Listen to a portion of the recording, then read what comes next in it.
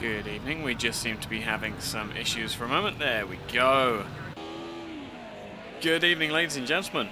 Welcome along to the Apex Online Racing FIA in GT Endurance Championship.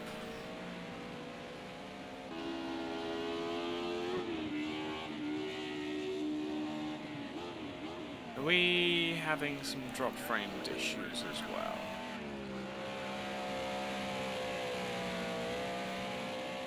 Everything seems alright on my end. Just watching back on the preview seems to be a bit problematic, but that could just be me. Ah, it is very laggy. Okay, cool. Thank you very much for that. I may have to restart this momentarily.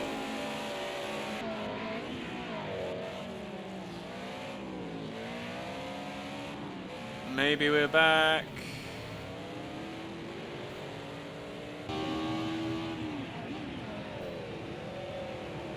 That's very upsetting. Okay.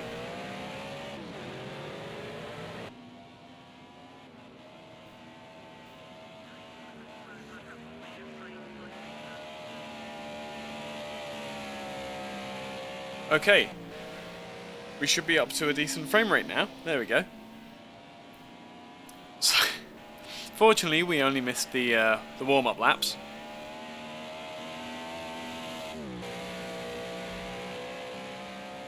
But here we are, Donington GP circuit, and already Andrex is rallying that Quattro around the top end of the circuit. Looks like he was first. No. Oof. Mayborn getting very sideways coming over the crest up there. Give me half a second as well.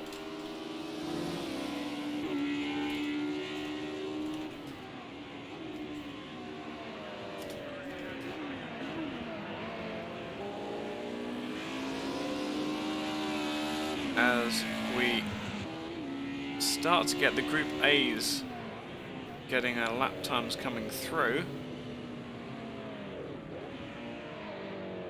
Seems as Mayborn is still enjoying his anti-ABS life. Andrex has gone straight to the top with a 1:36.8, and Howie in the Mercedes so sideways coming down the hill. 3.5 seconds off the pace there. It seems like people are just starting to get their tyres warm still. Donington Park, not known for being particularly abrasive, but very heavy on the left-hand tyres. Especially up this top section through Coppice. Howie taking it really quite easy there, being able to get it nice and tight all the way around the apex of the corner.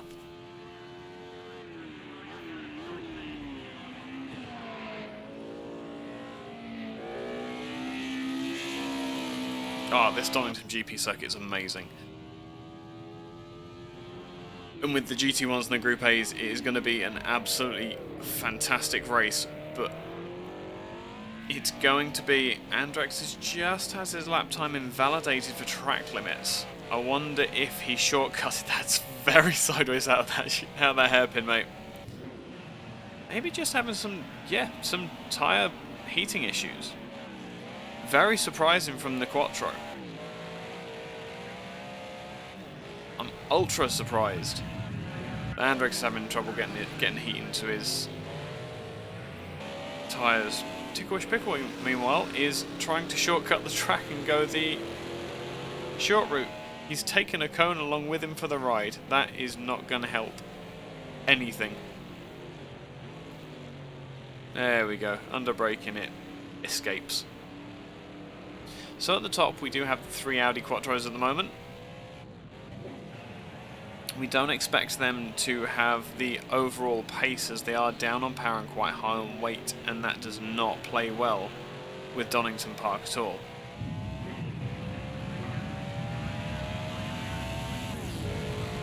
And behind them, Apex Mayborn getting beautifully sideways in that E30.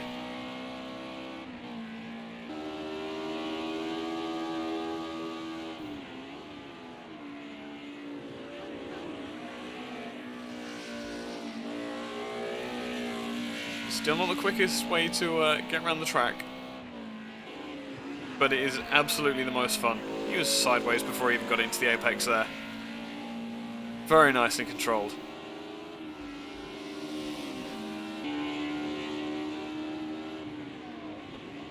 Not quite the way you want to be doing that, but you know, we'll take it.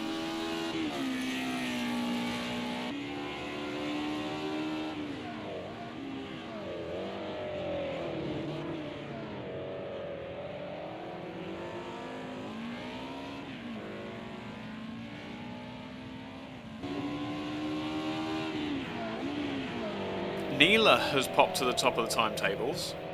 Missed that. There's Boris getting very sideways going through the final hairpin, which I assume would be Goddard's.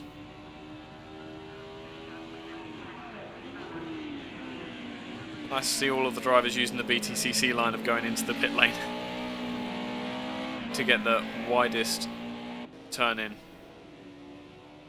for Redgate. Through the corner curves, touch the brake. If you have the balance right, you don't get that oversteer that Boris has got there. Through the old hairpin, now up to through Schranz into McLean's. Very sideways again for these BMWs.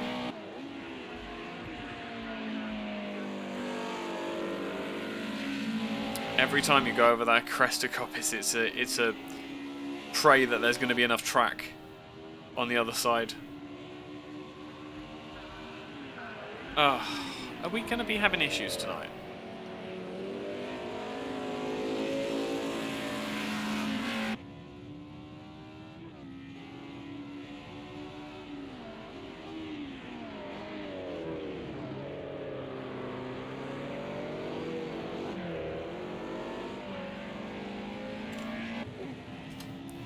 That's going to be very frustrating if so.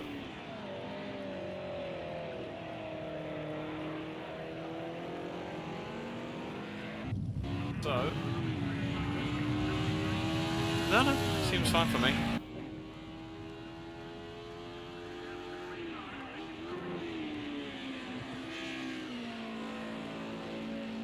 Yep.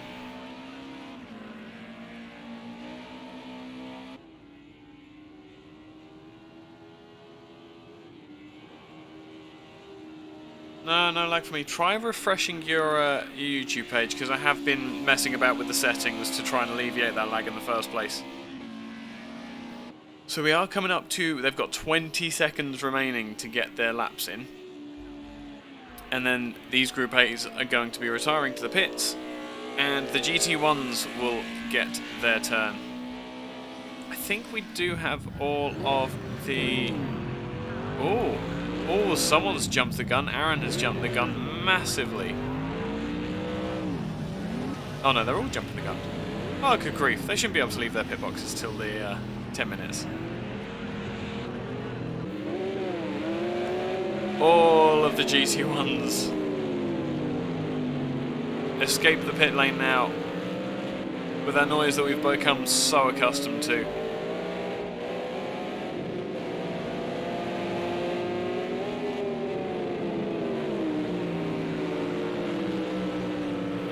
This, I feel, should be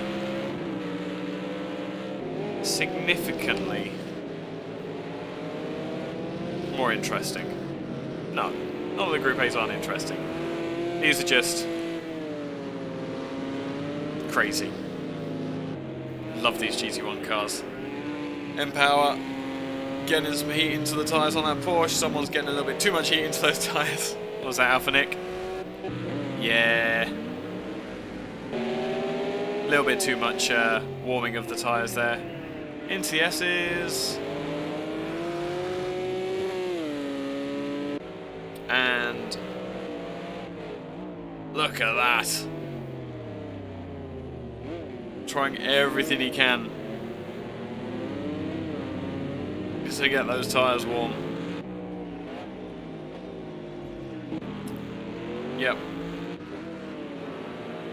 So this should be a lap to watch with Empower. Leading the championship, he's on 300 points. And that Porsche is unleashed. Hauling out the anchor, missing the apex entirely into Redgate. But that's probably because the tyres are still a little bit cold. They need a run under pressure as they are there coming down through the S's. Crane occurs. Old hairpin running slightly wide. Probably because of the downforce on that Porsche. You won't find that he loses too much time from that. Just a little brush on the grass is normally okay for this GT1 car.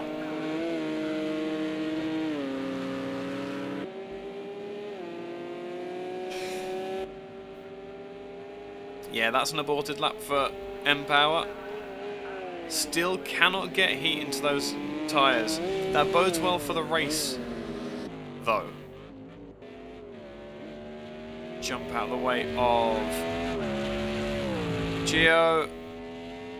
First lap is not faster than the Group A's. Believe me, that will change very quickly.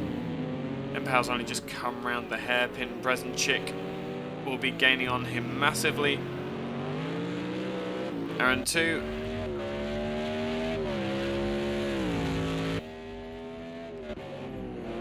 Goes to the top of the table, but only just over the Group A's. There is a lot more to come from all of these cars, folks. We're a few drivers down, unfortunately, in the GT1 ranks,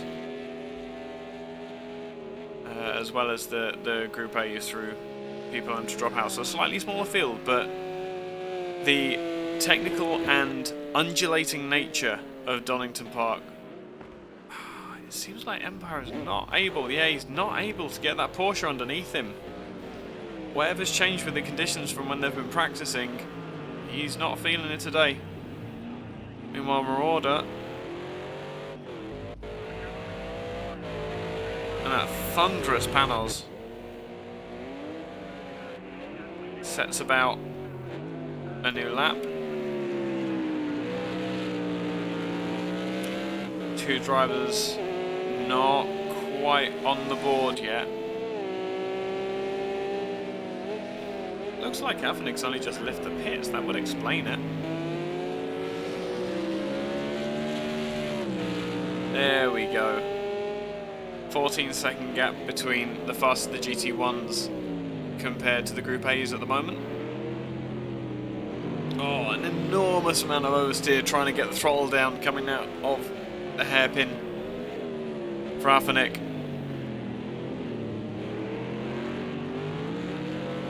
And again at Goddard's. Is this going to be a time for him? No, that was an outlap. Inky Chris has gone top of the table in one of the Porsche GT1 cars. Meanwhile, who has thrown it off? Wasn't Nick? Who else is in?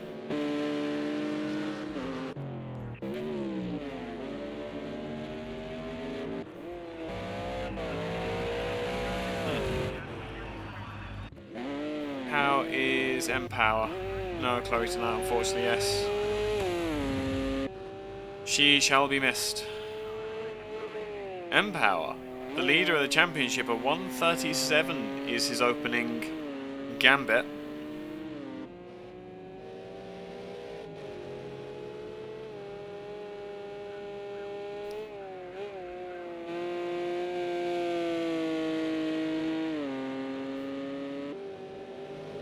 We should expect that to change fairly quickly.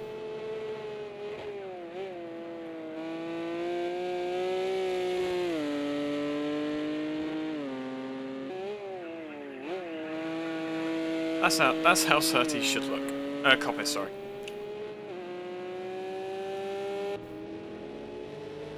What the heck is Surtees? What was I thinking of? Down through the S's. beautifully clipped. Is that going to give him a time penalty? Oh, it is. Oh, that's a shame.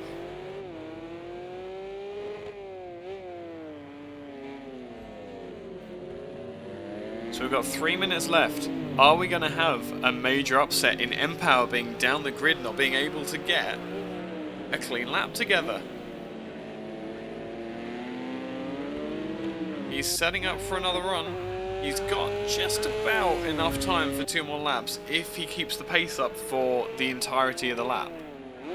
But he is running it tight on getting to the top of the table there.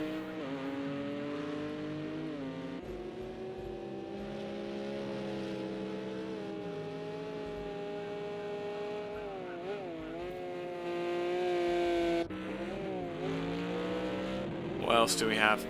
Further up the grid from Empower, we have Alice Gerhan. Getting a lovely kick of oversteer from that Mercedes. Oof. It's not sounding very well, that.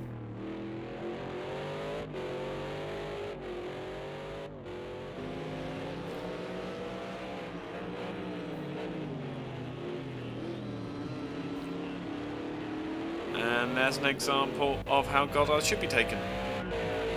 Beautiful Mad Dog. All the way to first.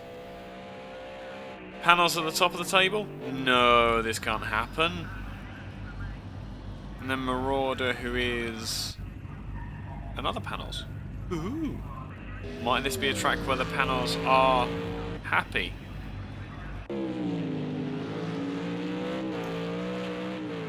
Gio in 4th place at the moment. Can he improve on his previous time? It looks like Empower has jumped to the top of the table with a 1 minute 20.002, and he is coming out again. Does he have time? I don't know. He's got 10 seconds in hand if he can run round at that pace again. But he's not going to be able to because he's got cold tyres, so he's going to use up all those 10 seconds very, very quickly. Bresenchik, meanwhile, currently in 11th. Last of the GT1 runners. Comes across the line and lifts himself to 9th. Sterling effort there.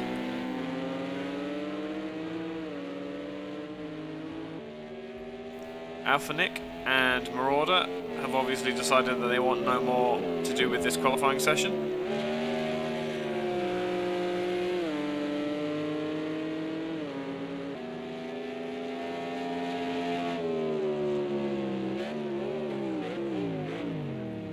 Oh, and that was an off for Phantom Hamster. Big old spin there. Meanwhile, Bresenchik going around Coppice. The way these GT1 cars make it down that back straight is just ridiculous. I'm sure pitting them up against modern GT3 cars would be a very, very interesting concept, because the GT3s obviously have way better aero. But these are just monsters. Does Bresenchik have any more left to give? He keeps it very nice and tidy on the way out of Goddard and comes across the line. No quicker, unfortunately. Can Aaron improve his time? Actually, oh, can Empower improve his time? Currently has an 8/10 advantage, and he's going to run it right into the gravel, and that is the end of that. Mad Dog is also abandoning his lap. Inky Chris looks like he has given up as well. Aaron, meanwhile, giving it all he's got to try and make his way up the grid. Short shifting, or long shifting rather.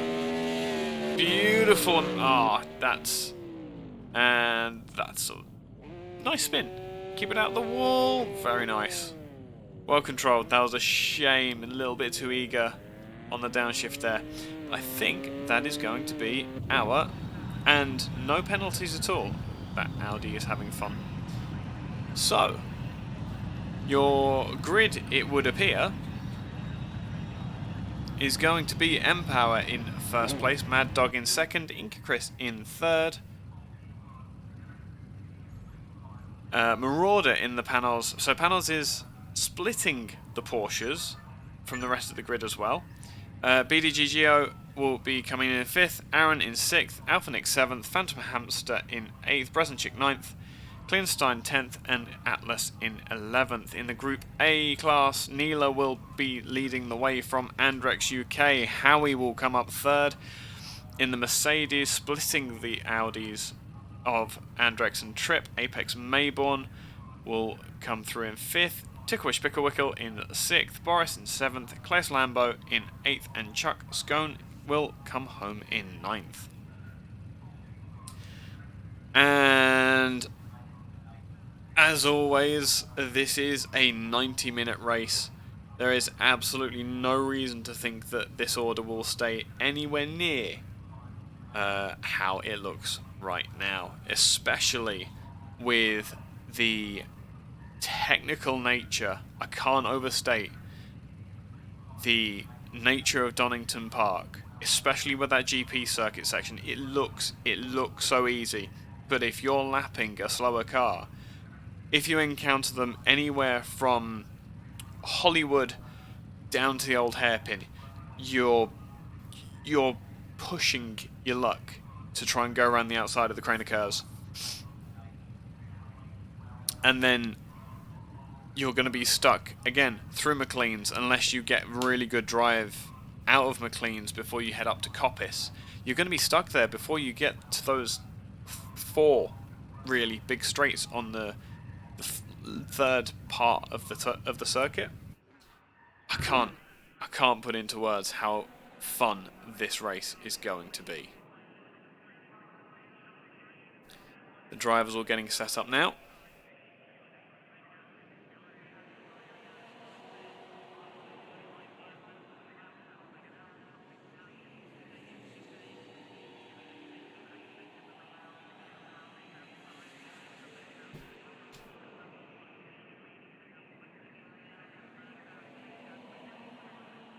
Let's see if Empower can actually get some heat into those tyres in a timely fashion.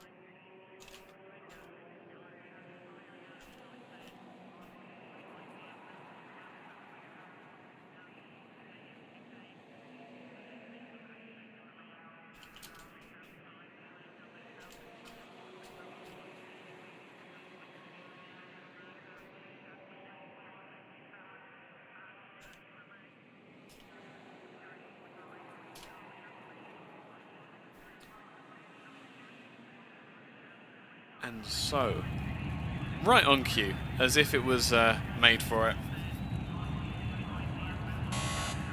The lights all turn on, and we are away for the warm-up lap. Empower getting some rubber down from his grid slot. Not that he's going to need that.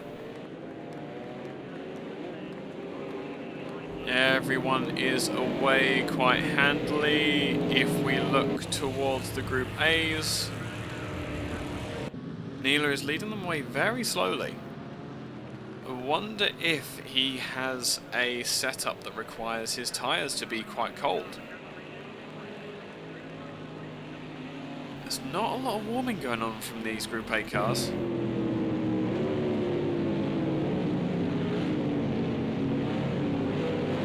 Not a lot of tyre warming going from anyone. Apart from at the front of the grid. Well, oh boy, this is going to be great fun. the brute force of the panels versus the refined turbocharging of the Porsches. This is going to be a messy first lap. It really is. I need to rebind that button.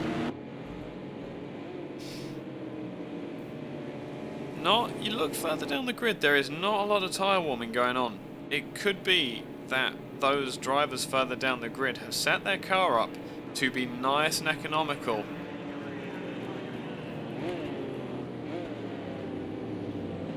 On the old tyres, M-Power getting those bollards out of the way nice and quickly. Just in case you were wondering whether he was going to use them later. There we go, the Group A is now getting a proper weave on. The lean of the bodies, it's not a lot, but it's way more than these GT1 cars. GT1's about to form up now, meanwhile Neela is leading the Group A's round at quite a decent pace now. That's going to do their brakes and their tyres a lot of good. Round the final hairpin.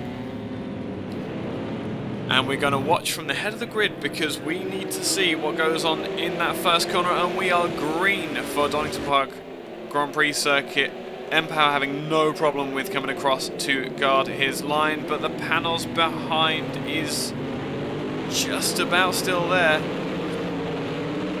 Nice and cleanly through turn one. Very well done, everyone involved. Two abreast coming through corner curves, and Aaron has gotten nudged off by Alpha Nick, it looks like, just on the wrong side of that, I think. And Neela is now leading the Group A's away. A very, very slow start for the Group A's. They are going to be getting lapped in absolutely no time, and Neela has got an almighty gap to Andrex behind. And immediately overcooks it into turn one. It's a good job that car's four-wheel drive, but he comes back on the track and blocks. Who on earth was that? It's Ticklewish Picklewickle that he's just blocked. So that has opened the doors for Andrex, who, assuming he has enough heat in his tyres, is going to be able to use all of the road and a little bit more thanks to that Audi four-wheel drive system.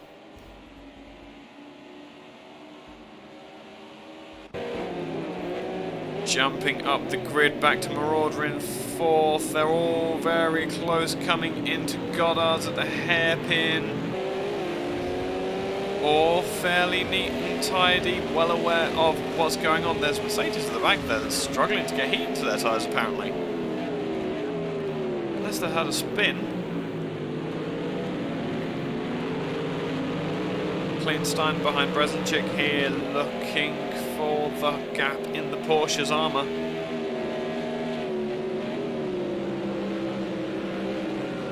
Go and find out the whole old hairpin on the outside of the track. That's where you'll find your teammate, I think you'll find.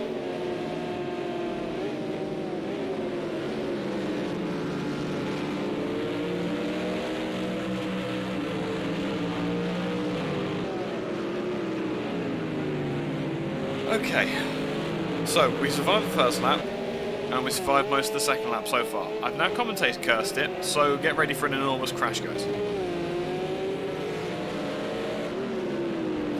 M-Power has got a penalty, it looks like.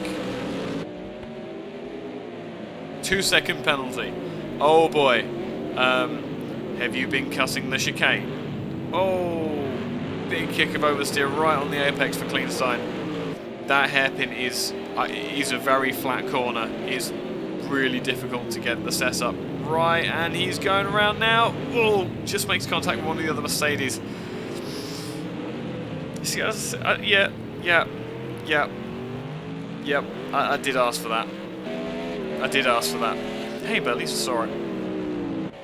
Inky Chris looking to put some pressure on the panels of Mad Dog. We jump on board the roof.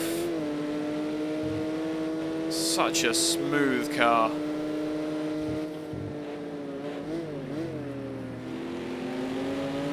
Panels in front, just not quite able. That hulk of an engine in the front, dragging it wide, but also dragging it away from the Porsche down the straights.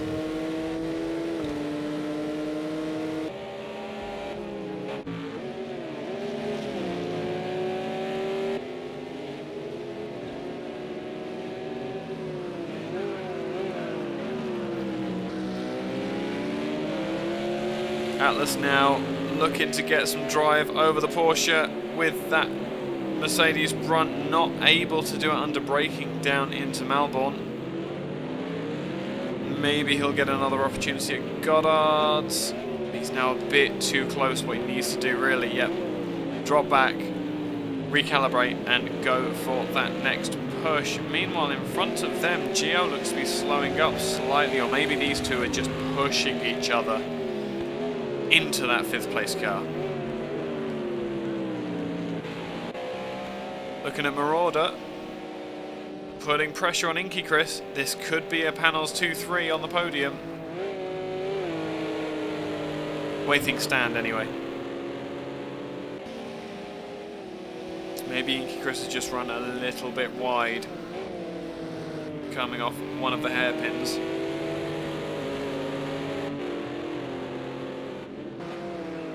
And in this lead, that's all it takes. Whee! And we already have our leader lapping the Group A's. Meanwhile, Mayborn and Tripp fighting over 4th and 3rd. Well done, me. BMW is blocking really very nicely, but the Audi is going to try the over and under. No, you can't get that lock on. BMW lives to fight another day. Meanwhile, Mayborn is just having a look at the Mercedes of Howie in front.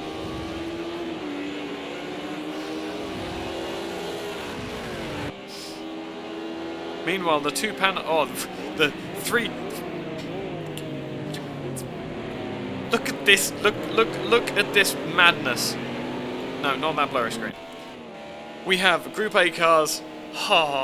We have Group A cars being lapped by GT1 cars whilst having a fight for 2nd through to 4th. And what you saw in the background there was a pass for 3rd made by Marauder over Inky Chris being balked, and that is a phrase, I swear it, by the Group A of whoever it was we were watching. I don't really care, because Marauder has not had enough. He wants that 2nd. He really wants that 2nd place. And he's obviously got the bravery, shall we say. He's taken his brave pills today. To go around the outside through the Craner curves is only a racing driver would try it, because there's no way anyone else would. Porsche just creeping in. There's no doubt that the Porsche is the better car, but well, oh, that was very nearly a massive accident as well. We just need a stationary camera. We just need a stationary camera to be sat at Goddard's waiting for the accident, really, don't we?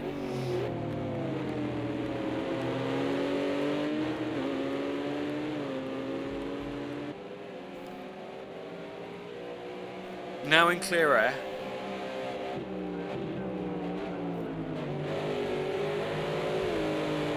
We see the Panos. Yeah.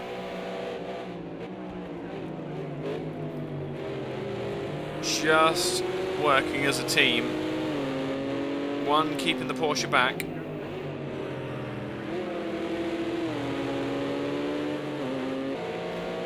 Meanwhile, Aaron in the pits. With that deranged bodywork, somebody has had a rather large incident. We cut back to the middle of our fight for, let's say, 2nd. That's where they want to be, really, isn't it?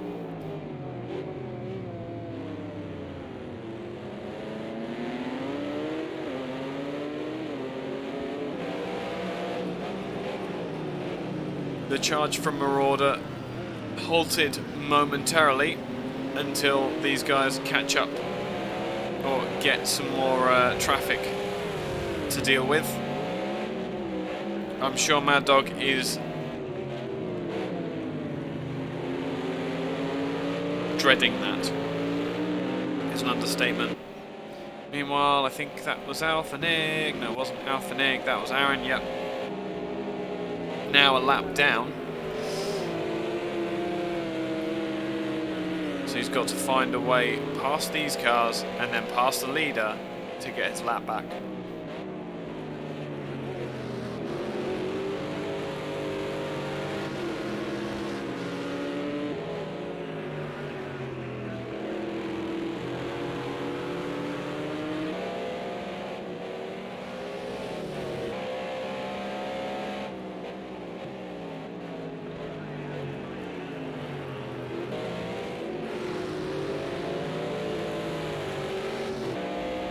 Eike Chris has grabbed a 1 second penalty. For mPower it's not so bad, unless it's going to get really, really like an enormous penalty, but for Eike Chris this is a problem. Because that 1 second penalty drops him back from this battle that he's currently in. Whatever happens, mPower is making a bid. My race feed is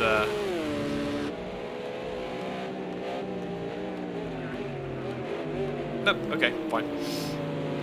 Fastest lap at the top there for Mad Dog. 120.878. Still not making inroads.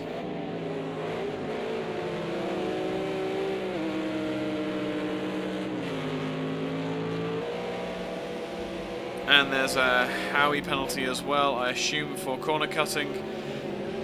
Regretfully, the race directoring in this is very harsh when it comes to the S's up at the chicane.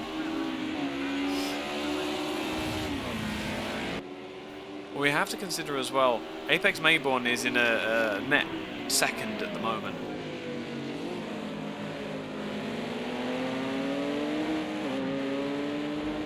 Is that mPower?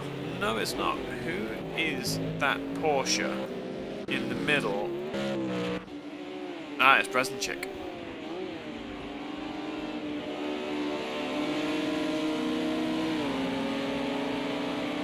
You can see the speed differential.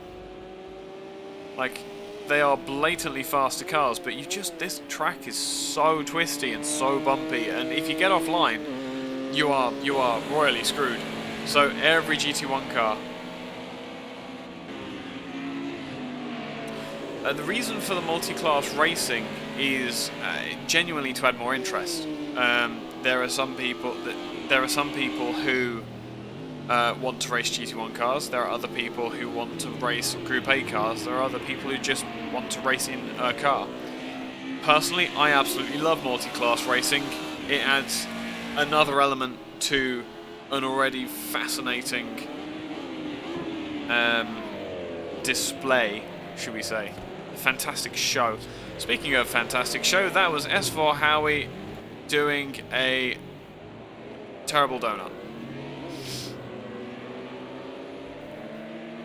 Very, very small spin, rejoined, everything's cool.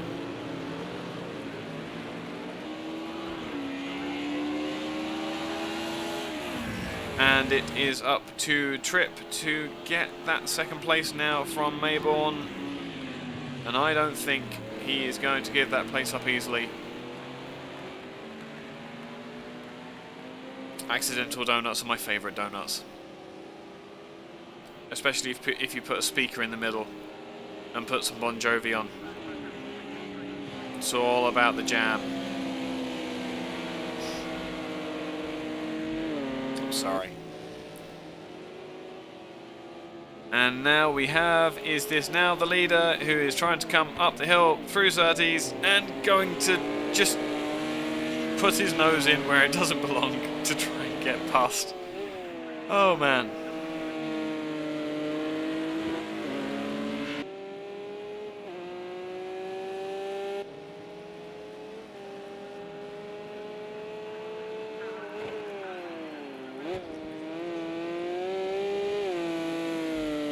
What do we have going on further down the field? Tikurish Bikawikal is closing in on the sister Audi of Neela. That issue on lap 1 looks to have had a bigger issue as well. Front end of that car has had some fairly heavy impact. Tripp still desperately trying to hunt down Mayborn.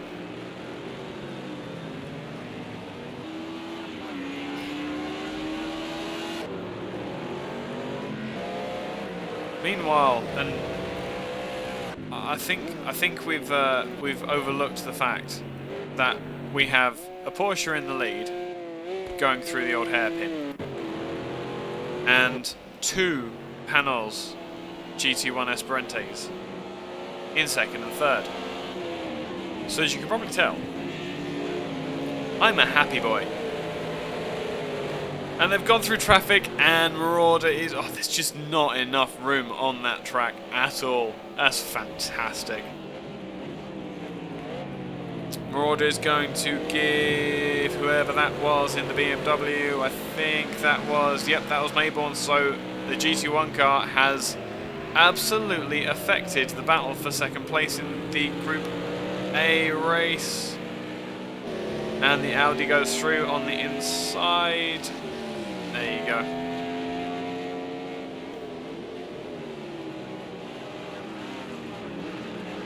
So yes, the weather is due to stay clear as far as I'm aware for the entire race. This is a nice dry race. For once, what's the BMW going to do? Is he going to try and suicide dive inside? He is. Will he make the apex? Beautiful piece of control by Mayborn there. That car is obviously underneath him. If he's able to do that.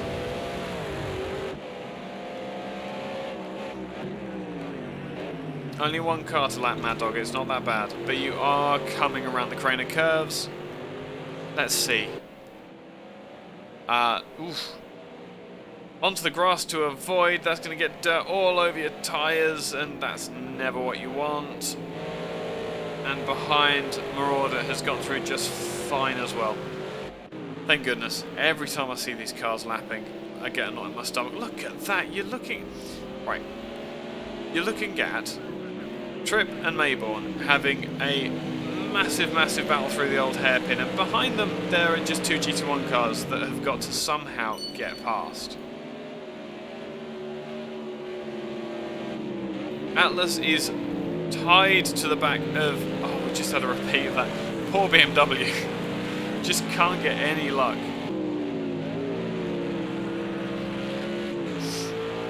I know that feeling, Chloe. It's okay. We've already had a memorial service for you. I don't think M-Power needs you cheering him on, but we will have a brief look at him, because he's not going to get much of a look in other than when he's lapping slower cars. I tell you what, he's coming through the Craner curves. Let's just jump on board with him through the old hairpin. Onto the throttle up. There should be a bridge there, to be fair. I don't know why there isn't. Up through Schwanz curve, on the brakes in a straight line, hopefully round McLean's, then back onto the power for a short spurt. Brake, turn in as late as you dare to try and keep the car as tight as you possibly can through Coppice to get the higher speed as you can down the back straight here. On the brakes through the S's, and that's a lesson in how to take the S's, frankly. Well done, M-Power, that was beautiful. Pick your braking point for the Melbourne hairpin and use every inch of the road given to you. Nice and wide on entry so you can cut back in, get the throttle down early across the line.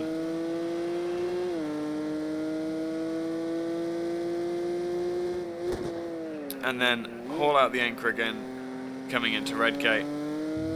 Absolutely poetic. And you see the undulation. M-Power getting air coming through the Craner curves there. That is just incredible that he can keep in a straight line through there. And flat as well. I'm pretty sure that was flat. Flat, brake. There's no coasting on this train. Absolutely none. Fantastic. Really is good to see M-Power enjoying himself. Someone who isn't enjoying himself is Mad Dog, still. Jump on board here for a minute, because you'll appreciate this as well. Because what's better than Two Esperante GT1 cars running around. Chasing each other. As far as I'm aware, not teamed. Again, coming through the S's. Marauder getting it so neat and tidy coming through there. Just because he can keep an eye on Mad Dog's braking points. Little lock up there going into the old hairpin. That's not going to do his tyre life any good whatsoever.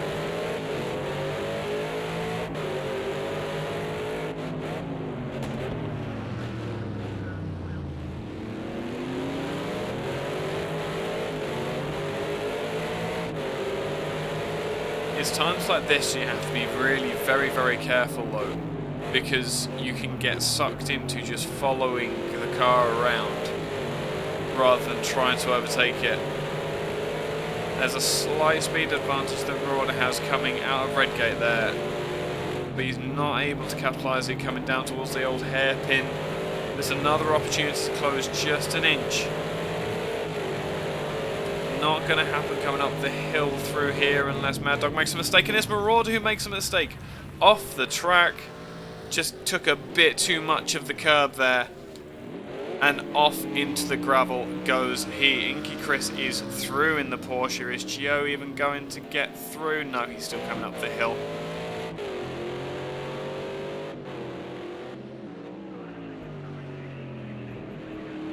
So that is Marauder's charge well and truly halted.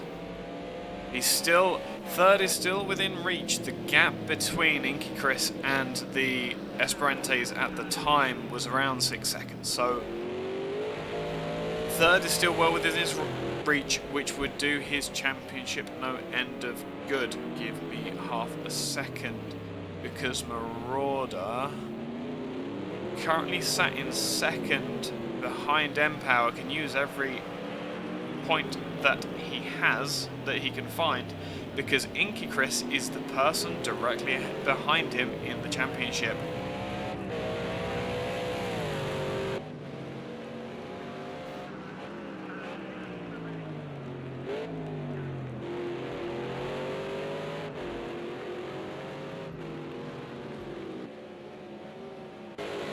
Have a look at Tripp, still trying to put pressure on Mayborn. It looks like he's going to have it going down the back straight. You can't see with this depth.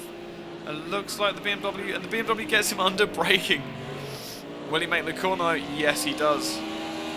Fantastic. The Audi having brilliant drive out of those mid-speed corners, but the BMW just pulls it back with the lack of weight and brakes, I would suggest.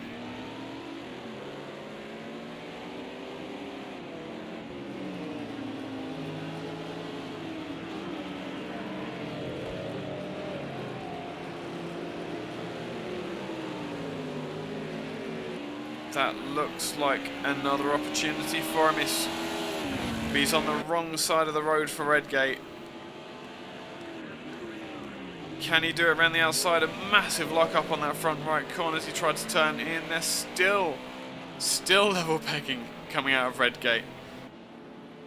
Now down the hill side by side. As I said before, you have to be very brave or stupid to go side by side through crane curves. It looks like they're going to do it through the old hairpin as well, and the BMW just gets ahead. That was a fantastic piece of racing. Well done both. That could have gone very wrong very quickly, and you're just good, guys. So good. And then getting right out of the way of the GT1 car coming up there inside. Very, very nice. Yeah, let's have a quick look at penalties. So Empower now has a 3-second penalty, Chris with a 1, Phantom Hamster with a 1,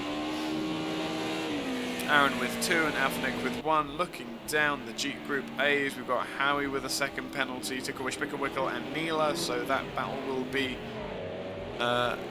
invalidated slightly.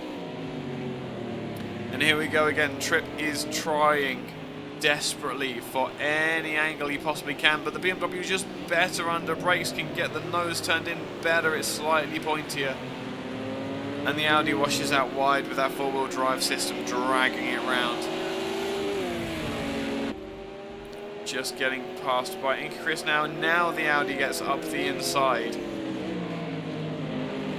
But the BMW can fight around the outside as well, and the Audi gets oversteer, it looked like. That was very strange. And the usual hell of GT1 cars trying to find their way past Group A cars. This is a fight that's going to go on and on and on throughout this race. I really hope you two have got a cause. Oh no, who was that? Who was that? Who was that? Who was that? That was Aaron has got a massive kick of oversteer and flicked it off the road going through McLean's.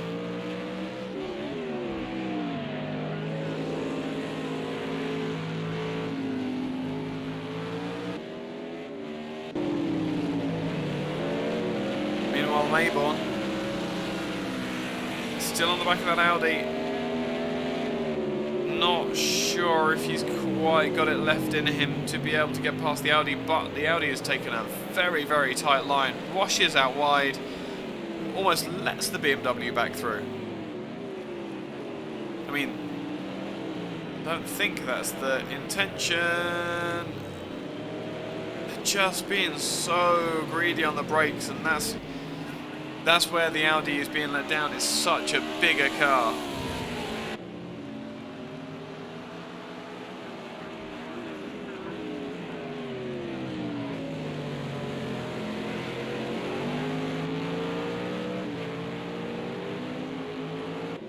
It just goes to show that all you need to have a good battle is two different ways of doing the same thing.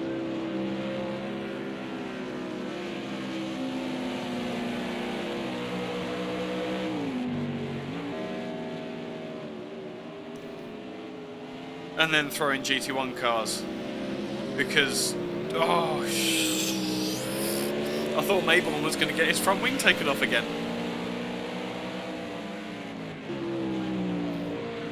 He's developing a habit of that, and it's absolutely not his responsibility or problem, but he just seems to be catching the GT1 cars at the wrong time. What was that? I think that may have...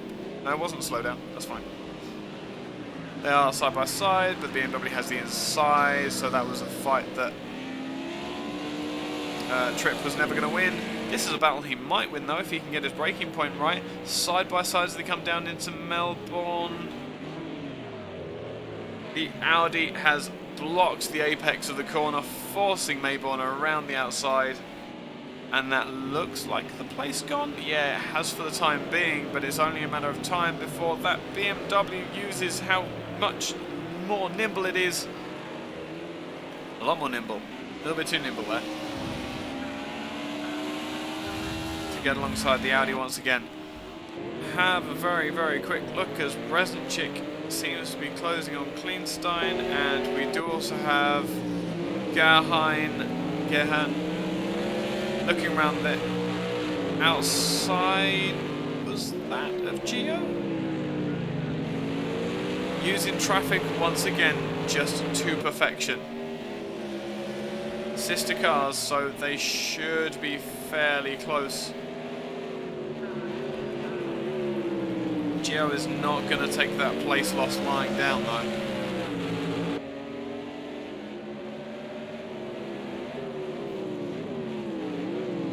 Not going to run out the inside, thank goodness. That would have been a very messy crash. Taking out Group A as well.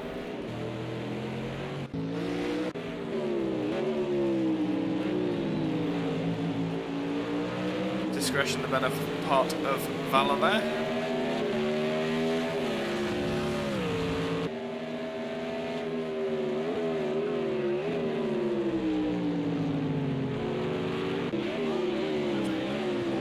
Breznicek closing in on Kleinstein,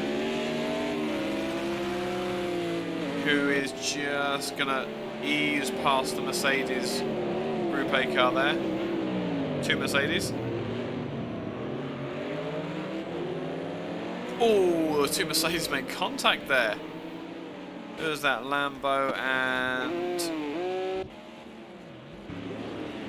Howie. So Howie, just trying to put a lap on Lambo, didn't quite see that he was still there.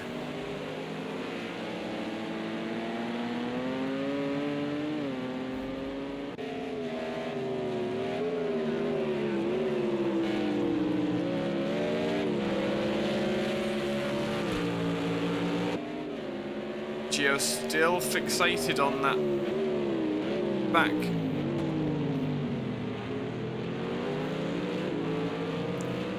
The word's gone. The under tray of Atlas there. And Atlas goes very wide, offline. Gio's got a clean exit, but doesn't have enough straight to be able to make it happen. Lambo dropping into the pits.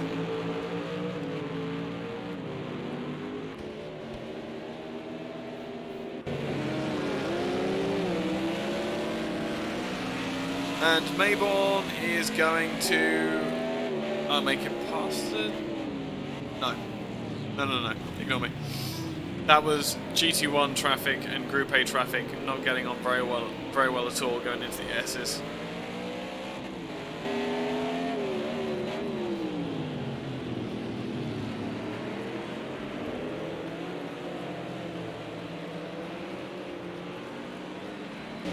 It looks like Mayborn might have used up the best part of his tyres. Gio now looking very closely at the back of Gerhan.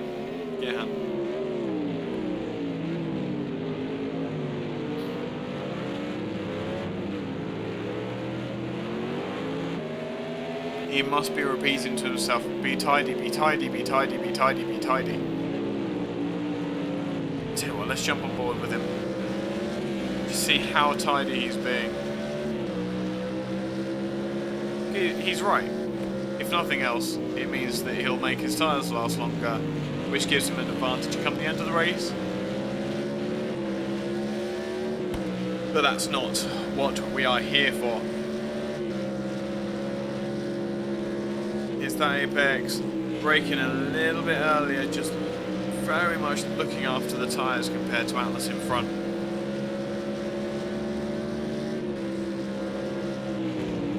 Who is now going to get enormously closed off by the Group A car.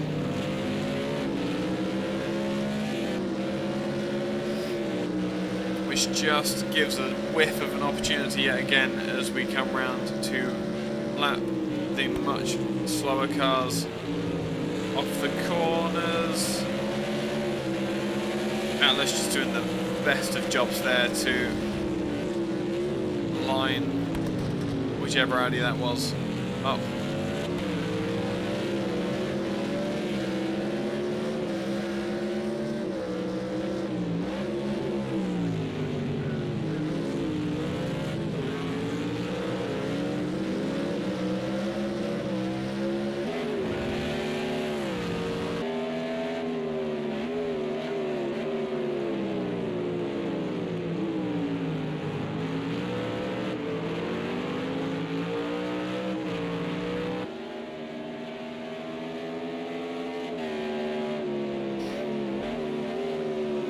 What do we have?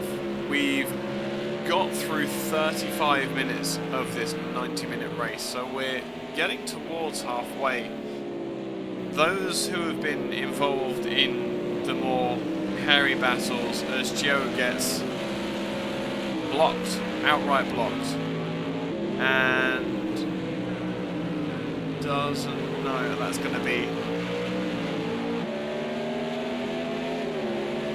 That's going to be a lap car there. In. Aaron? Yeah, Aaron. There you go. So those of the drivers who have been involved in the more heated battles, shall we say,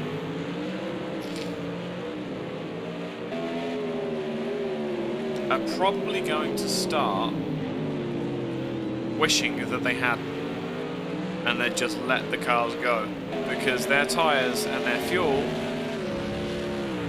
is absolutely going to start to be falling off the cliff. That might be what we're looking at with Gio. He's backed off quite a bit. He's even let the lapped car go.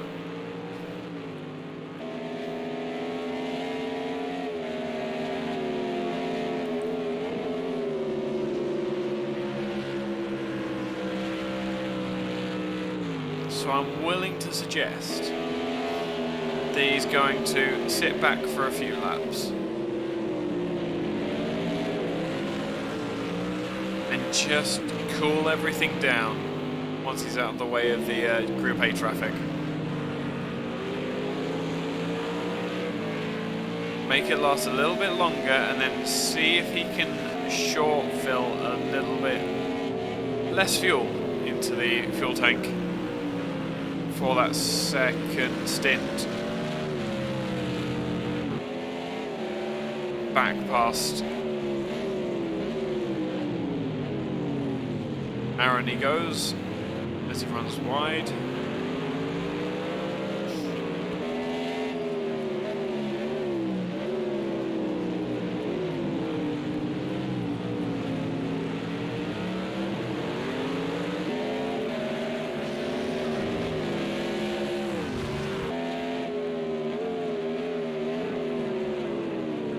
It looks like Aaron's got a setup that he's relatively happy with. Like, he's quick when he's quick. Just seems to be making silly mistakes. Maybe the setup was angled more towards... Wow, okay. That must have been an enormous amount of oversteer for Gio just then.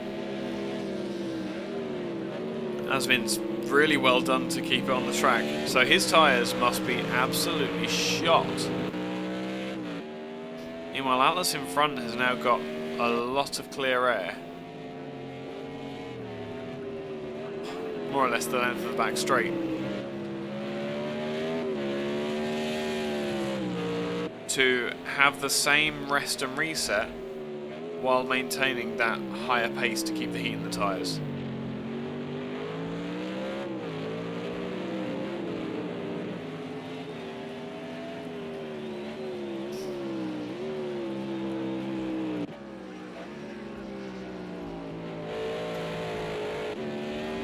We're starting to run out of drivers who haven't had a penalty now.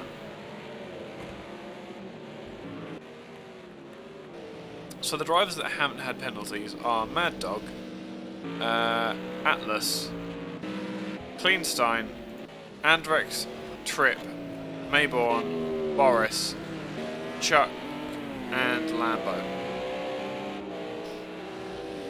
And in fairness, that's a really, really good thing for Lambo to see from Lambo. No penalties. He's kept it on the black stuff mostly. Absolutely hasn't cut any corners or overcooked it or anything like that. That's good. That's really good to see.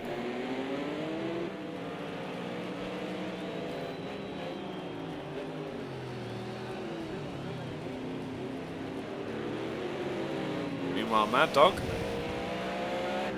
relatively out on his own, just controlling his own pace. He's got M-Power quite a way up the road now. And a million, it must seem like, Group A cars. Boris with a slightly stoved in front end. Now just starting to take a peek at the back of Neela's car.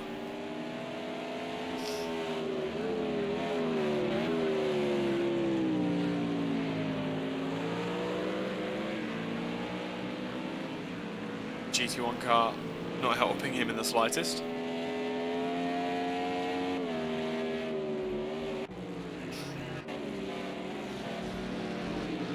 Again, we need to bring into account these penalties. So Neela has got 3 seconds worth of penalties. So to get that place off of Neela, that's 6th place, Boris doesn't need to do anything, he's already got it. He's there. It's only if Neela starts to get in his way, or he's struggling with tyres, front or rear, etc, etc,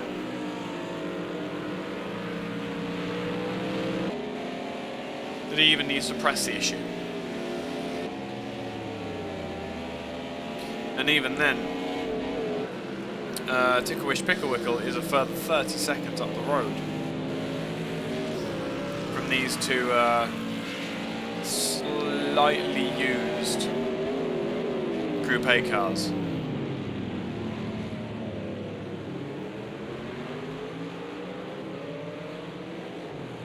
I don't know why more races don't take place at Donington Grand Prix circuit. This little addition is so good. Whoa, Eike Chris has thrown it off the black stuff in an enormous way. Where on earth is that? Oh, he must have had a massive, massive moment coming out of the old hairpin. It's a shame we can't get a replay of that.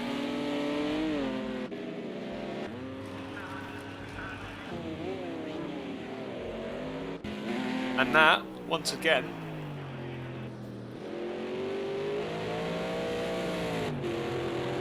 has let the panels through, so we have two panels on the podium again. Count them, two. They're like buses, and not just because of their weight.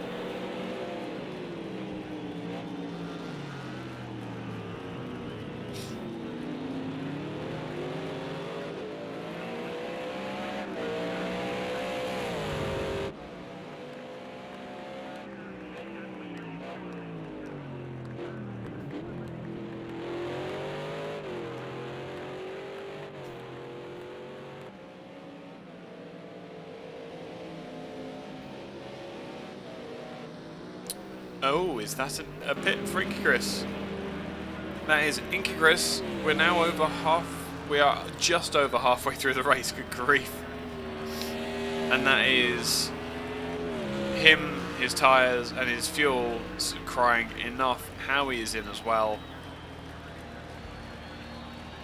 How far is this going to drop him back? That's the key question.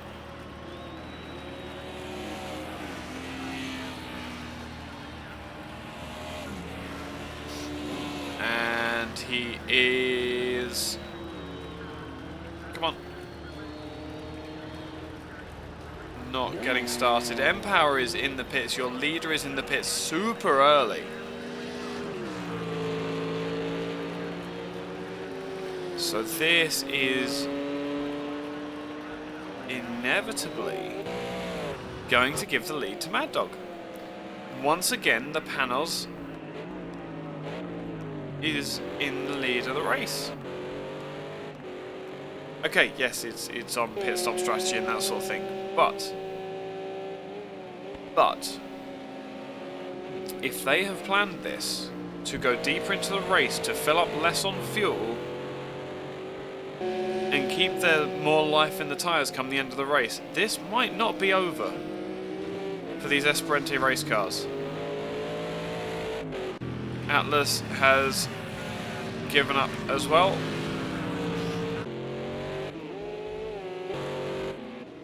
As Empower is back in the fray, freshly booted and fueled.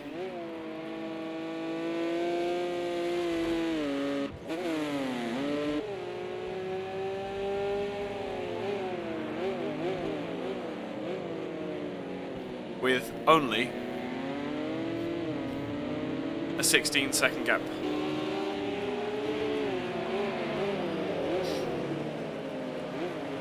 I don't think you can block Empower. I don't think that's the way it's going to happen, because what's going to happen is they're both going to need to jump into the pits at some point, and then he's just going to drive straight back through, unless he goes rally crossing again. God damn it, Empower! Like, we were complimenting you earlier. Don't do this to me.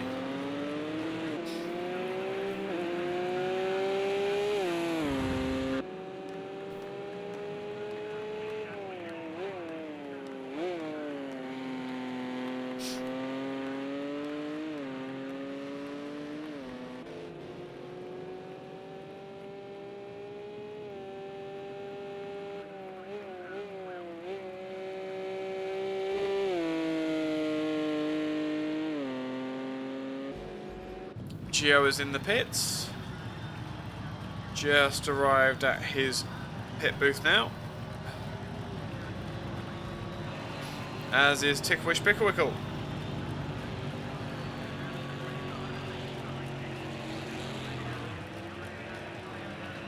Trying his very hardest to not run his pit crew over. And that's it. Gio's going to ruin all of our immersion by running through the pit route. There we go. Cool. Phantom Hamster's actually been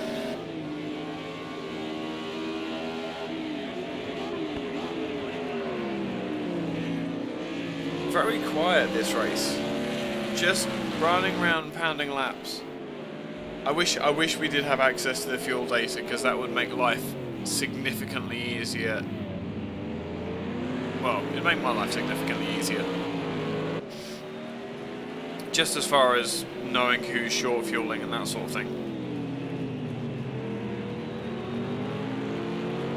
But, oh, that's still a good sound. Is that Aaron? It is Aaron. Aaron's been watching the BTCC at Donington Park. Like, he knows the line. Meanwhile, Inky Chris now on fresh boots. Oh yeah, I didn't think that actually worked. I've had that been fairly unreliable. It's tyres that you can't see. So if we look at someone who hasn't pitted yet, the two Esperantes are running quite okay. They did have a lap left in them. Marauder's going for another one. Mad Dog has given up and gone into the pits. And M-Power is not using all of the road. That's fine then. So that's second place regained. And the gap has gone down from 16 seconds to 7. That is the speed advantage. How's Marauder doing? He's okay.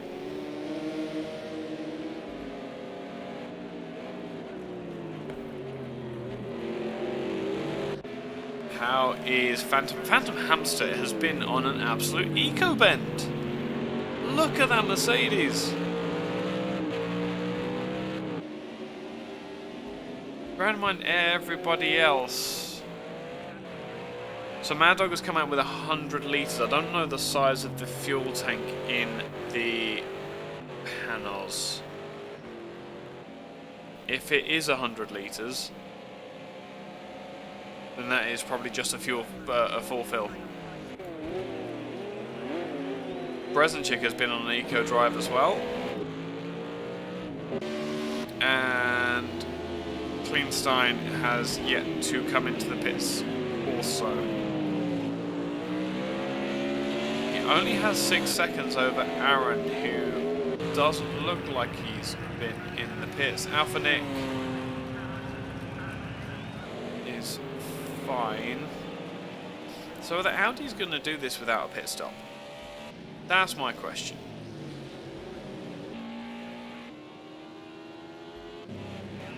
Oh, that's a good 6 litre gap when it comes to fuel.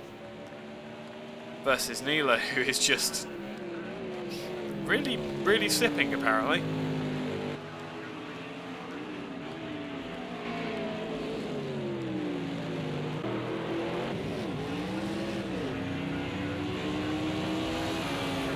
Andrex has decided to pit. He has run out of tyres, I would suggest.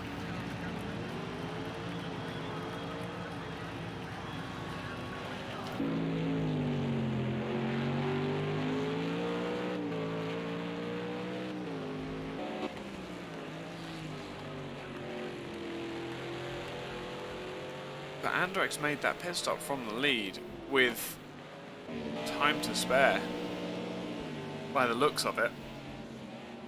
Now with fresh rubber. Oh, Trip's going to need some fresh rubber after that. 4 litres. Marauder made it last a long time, but it wasn't enough, and by the time it got to the pit stop, it was easy pickings.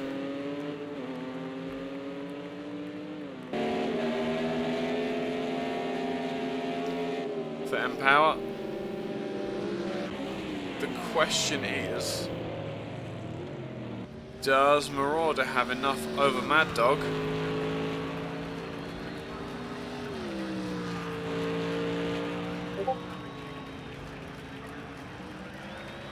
as we see he's coming along the straight now past the start finish line? It's going to be very, very close between these two.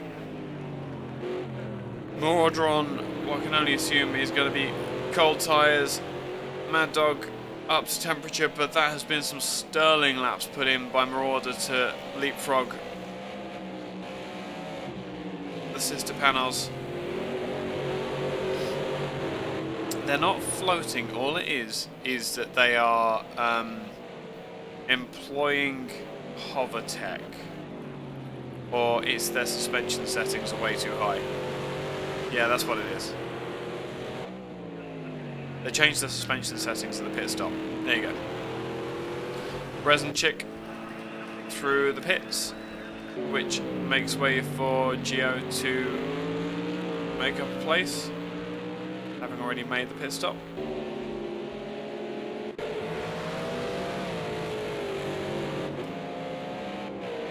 Mad Dog is still behind Marauder. It looks like that is a done deal.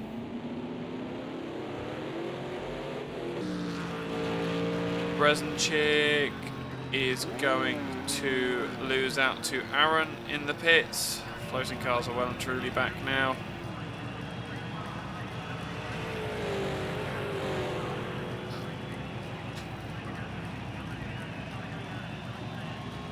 And Kleinstein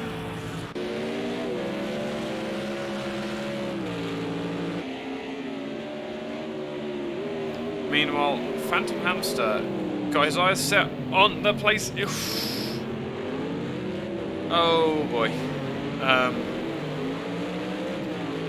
What we saw there was the Mercedes of Atlas not knowing that there was a Phantom Hamster coming up the inside. Hit him up the side. Hamster trying to get out of it, and the Audi not seeing that that was happening and going into the back of him. Fortunately, they all seem to have survived okay. Again, I wish I had damage figures so I could tell you that sort of thing. But they all seem to have survived okay. Going 3 wide up through Starkey's Bridge is not the way you want to be doing any of that. But now Atlas has got a 2-second advantage over Hamster here. See how quickly he can reel that in. We'll come back to that in a bit. Meanwhile, Mad Dog now has a fresher tyres and more fuel. Significantly more fuel than Marauder in front.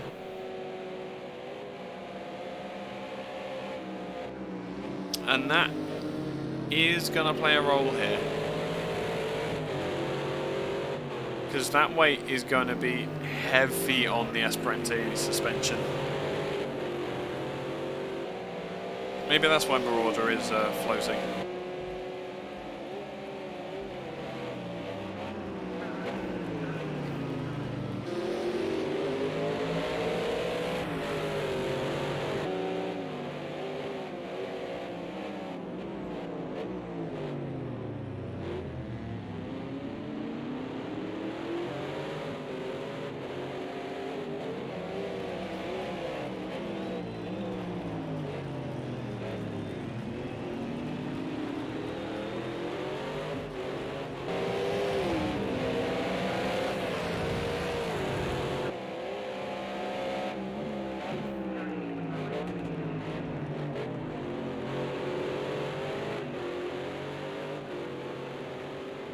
Looks like that charge for Mad Dog has been slightly halted.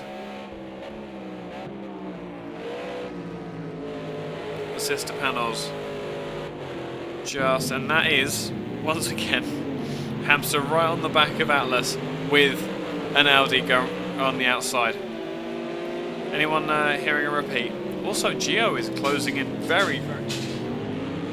1 second, guys.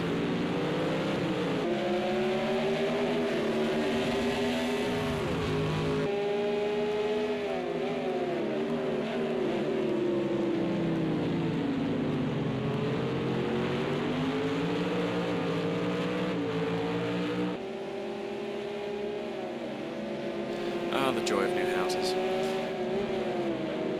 So Hamster is all over the back of Atlas, but cannot make inroads into that position. Meanwhile, Gio is very, very quickly creeping up to the back of them with the Group A traffic. This is going to get very interesting very quickly. Is there anything up in the distance that we can see? No, the track map. There will be some Group A traffic coming along soon, though. Is it enough? Will it come at the right time for Hamster to make his lunge? Group A staying well out of the way there. Only one line through. And minus down it remains.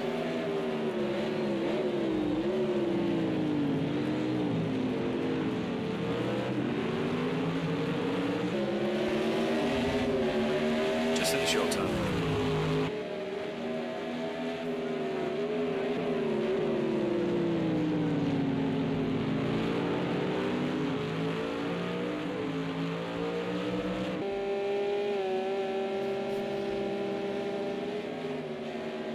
What a view. As Atlas just gets slightly wide over the curb. Hamster smells himself a fifth place. Not going to happen that way. Try again.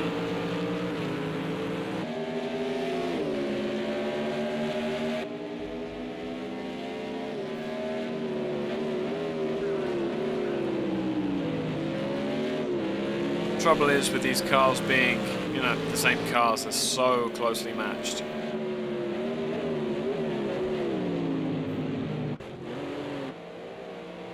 Yeah, just checking. Just a case of getting that overlap, braking slightly later, using that tyre life.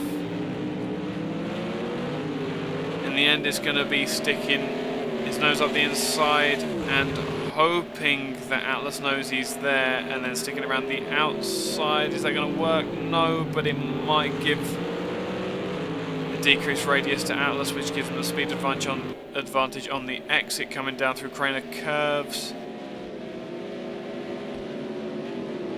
Down into the old hairpin. Atlas is not hitting any of the apexes. His tyres are obviously suffering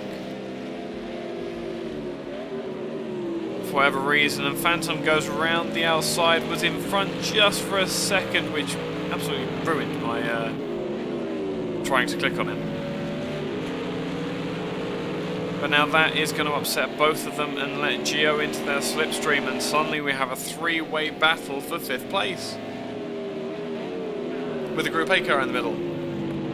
Just to really annoy Gio.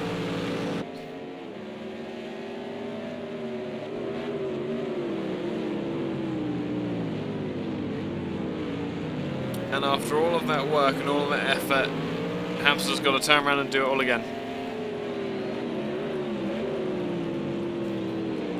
Creep up, use the slipstream, use the corners, use the braking. Make that pass happen, work for it. Hopefully Lambo's going to stay well out of the way there, he does. Hamster also doing the mature thing and braking in a straight line rather than trying to dive back onto the racing line. very good of him.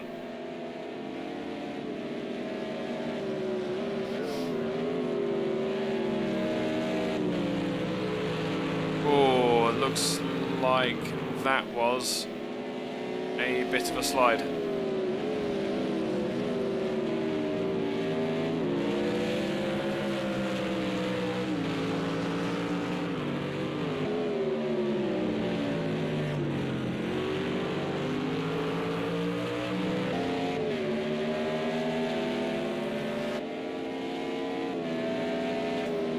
And that is your 5th to 7th.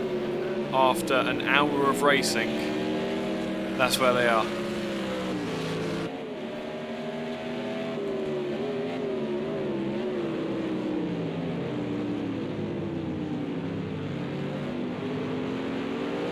And Gio in that trailing Mercedes is not going to stay there for long. It's only going to be one more attempt again for Hamster.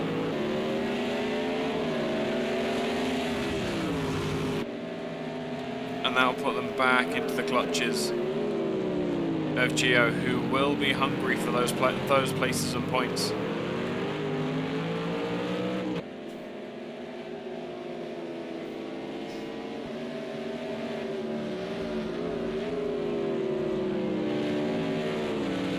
That's much tidier from Hamster this time.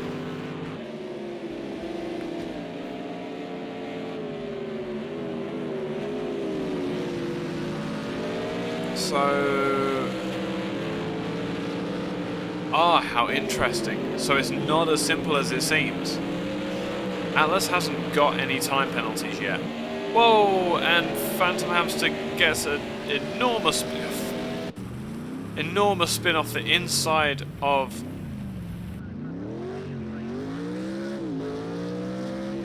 wherever we are, Coppice. Trackside camera's doing me absolutely zero favours there. Just wind taken out from underneath the car, and that's all that was needed. And a bit of an application of early throttle. So a nice quick spin back onto the track. And an Audi jumping well out of the way of the GT1 car there.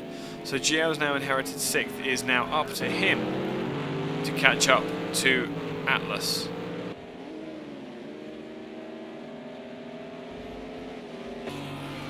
Tickle-wish, pickle-wickle, jumping into the pits. I would assume that is his first stop. So he's left that very late. It's very well done of him, well driven of him. To make the tyres last that long.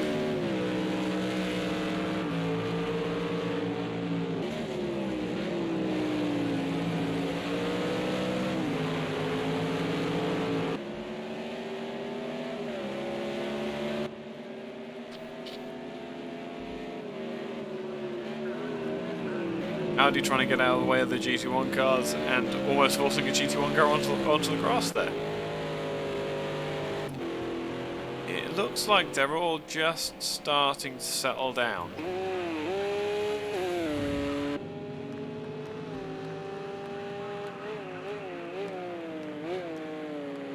And look at their prospects. Gio has absolutely got Atlas in his sights. Just needs to bunker down and get those laps in at a higher rate. Meanwhile, behind, Hamster's only lost 5 seconds.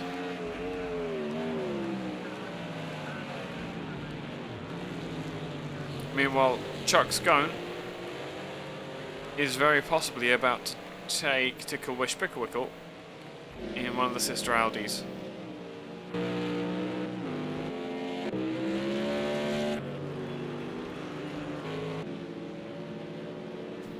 Oh, very wide off the circuit there for Hamster. He is annoyed with himself. Let's jump on with an annoyed Phantom Hamster.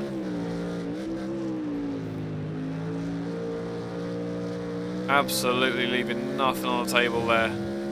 Massive kick of oversteer under throttle. coming out of Coppice again. Down the gears through the S's, completely missing that second apex and just taking the grass with him.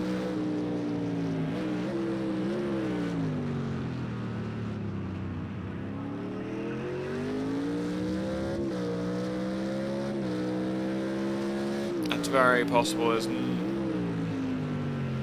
very possible actually that Phantom Hamster has some damage that he's carrying.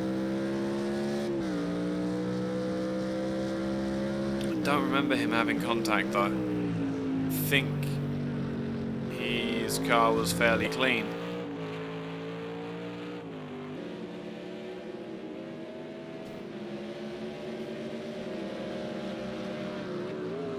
Yeah, that's a fairly straight looking Mercedes, I'm not gonna lie.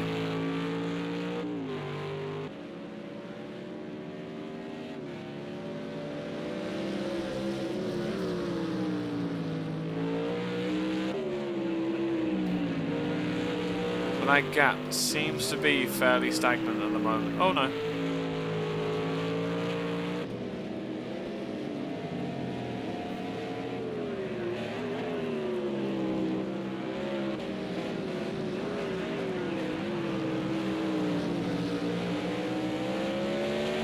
Just hitting that Group A Audi at the wrong time. Such a shame.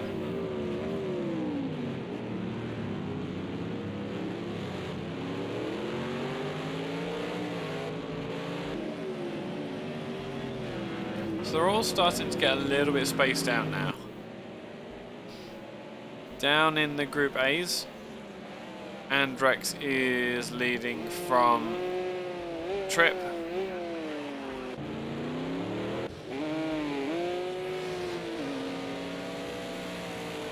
Who has a 24-second lead over Apex Mayborn. And then Neela, with some derangement on the front of the Audi, has a 30-second gap. Back to the showroom condition Mercedes of Howie.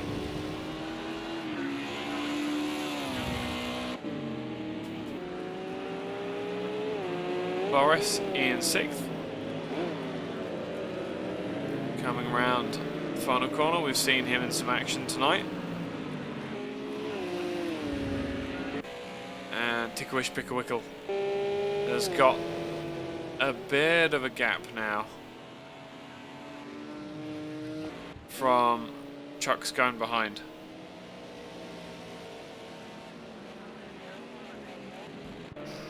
And Class Lambo running around at the back of the field, done an excellent job to remain penalty free yet again. Absolutely brilliant to see.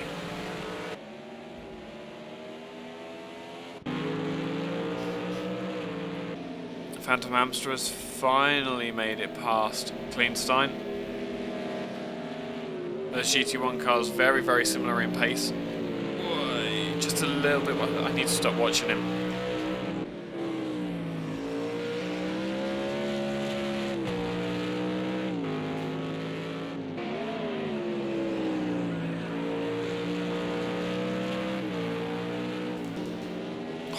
Just having to touch the brakes coming out of Coppice there for Gio. Potential to just upset the car and have that same spin that Hamster had earlier.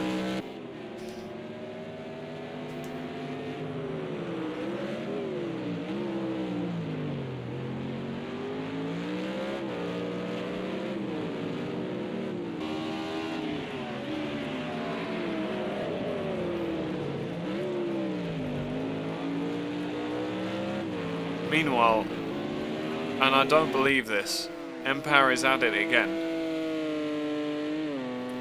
40 seconds the gap between himself and Marauder, just to show you what that looks like.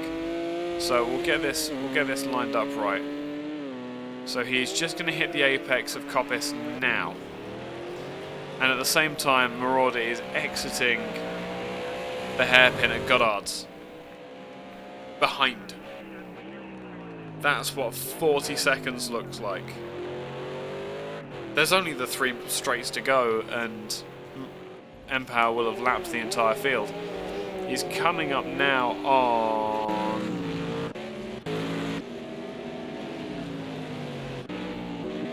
Oh, good grief, who is it? Inky Chris? That's Inky Chris, yeah. So everybody other than the top 3 have now been lapped. Next on Empower's hit list will be Mad Dog, and then Marauder will be final. I don't think he's going to get it done. I don't think there's enough time left for that. But it's not over yet, because Inky Chris can now use the lines that Empower is using and use him as a guide to follow him. Not quite that close. But he can use the Porsche in front as a guide on where to accelerate, where to brake, to drag himself up to the back of those Panos Esperantes to see if he can split them up at all.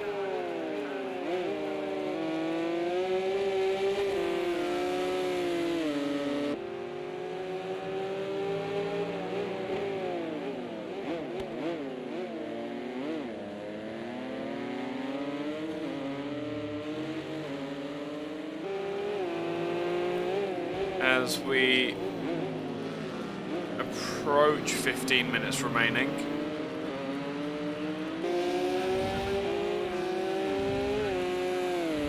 Five-sixths of the race done. Had to count. Been a while since I've done that. This is looking, as it always does, fairly damning for the rest of the field. Outside of those panels, you've got a feel for the GT1 cars.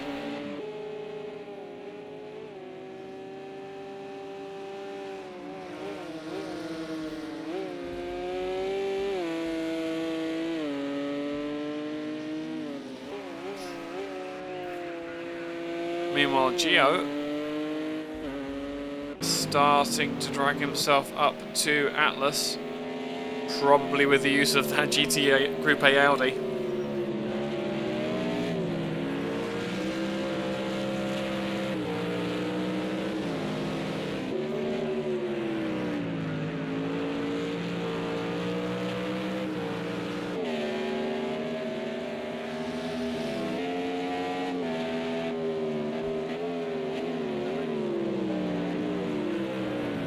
Just need to wait for the next lot of traffic to come around. And with the way these cars are spread out, probably not going to have to wait very long.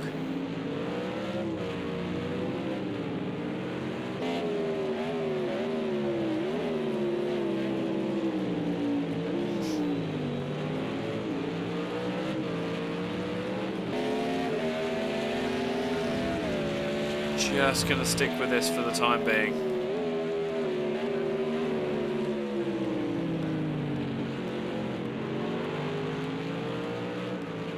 And hope that nothing untoward happens to Atlas in front. No, Group A is behaving really very well.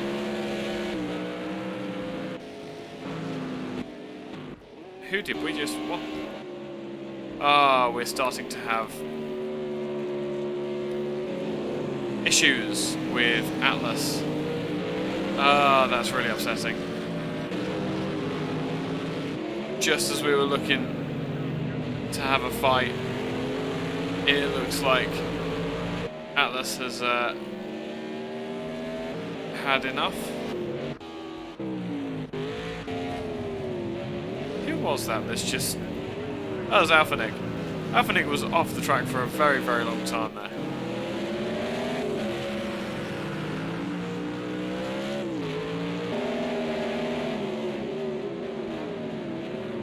think Atlas's rig has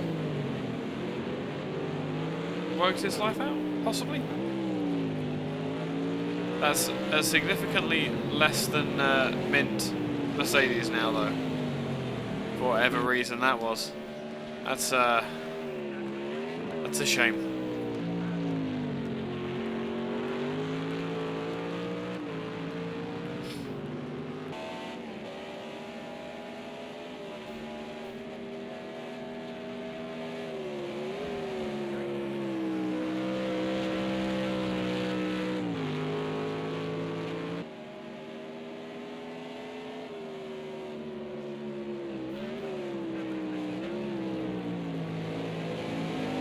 So now Gio only has to worry about the charging Phantom Hamster from behind. The gap that was 5 seconds has very, very quickly become 2.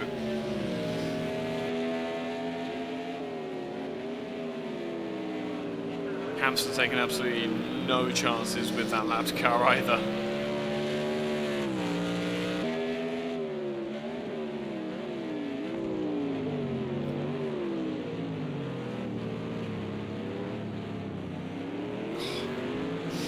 He can smell blood in the water, but he's getting a little bit too eager with the with his inputs.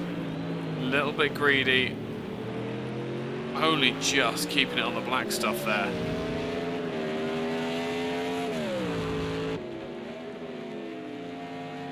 Calm down, Hamster. You've still got 10 minutes to do this, and it's only 2 seconds.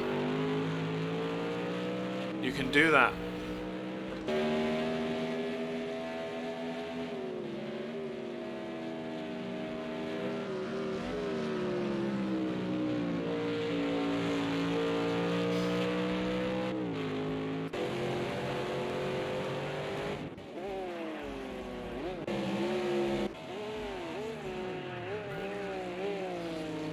Press and check, diving up the inside of the Audi.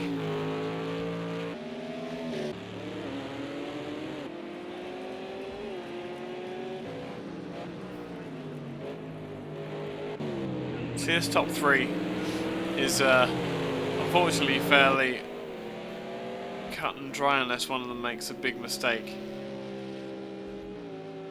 Empower, meanwhile, just... well, you may as well park up and go home. Go get a cup of tea. Have a pit stop. Go make a cup of tea. There you go. I'll make it fair. Absolutely beautiful driving.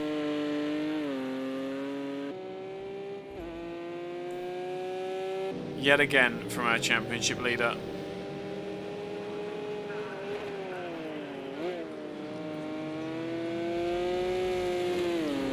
Not without his penalties, 4 seconds. In the greater scheme of things, he's not taking speed from that. The speed's being made everywhere else on the track. The way he's walked away from absolutely everybody here is just a sight to behold.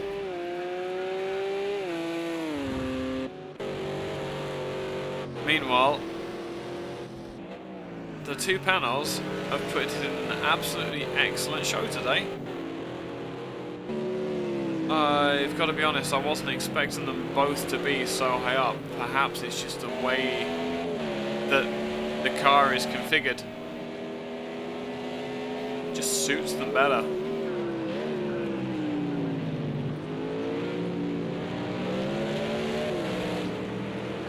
But nonetheless, Hamster, it seems, has listened to my advice and has started reeling in Gio.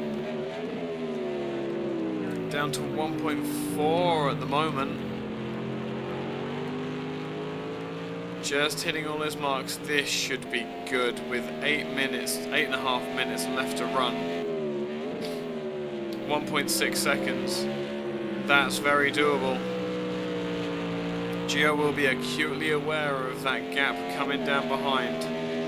But is there anything at all he can do to stop it? Or is he just going to have to wait for Hamster to come to him and do the defending the old-fashioned way?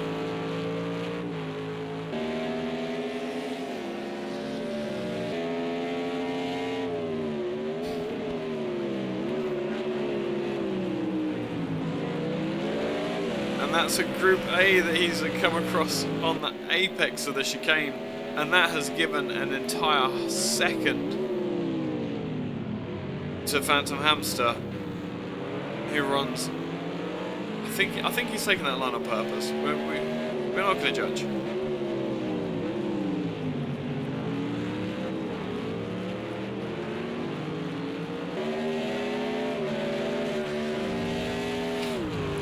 Now's the danger zone for Hamster though, because it's at that point that you start to lose the air off the nose, which is the problem that put him in that position in the first place, where he's behind Gio. Two wheels off on the grass is not the way you want to be driving when you are hunting down with 7 minutes left to go.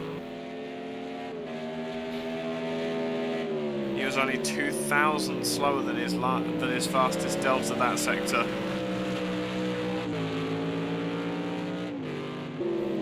He wants that 5th place.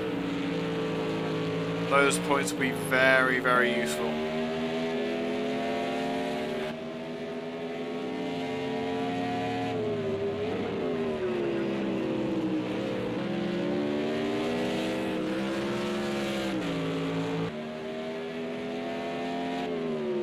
He is now 2.2 seconds up on his best lap Delta, and now just the hellish hairpin.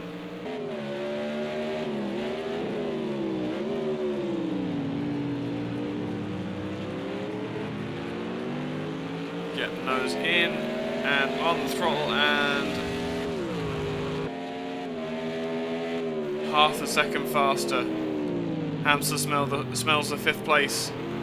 And he's not afraid to go and get it.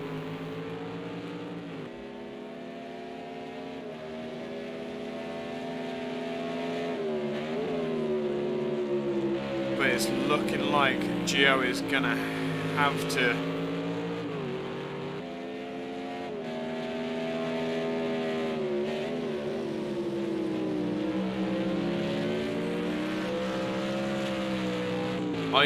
either put his foot down and take some risks getting through traffic to put some air between him. I only got the last 5 minutes now. If he gets another Audi in the way, like it's looking like he might. Oh no, oh no, oh no, oh no, oh no. Absolutely fantastic action from Donington Park here as they go 2 abreast through the S's. Gio has been forced to block, with Phantom Hamster getting absolutely all the luck of the traffic.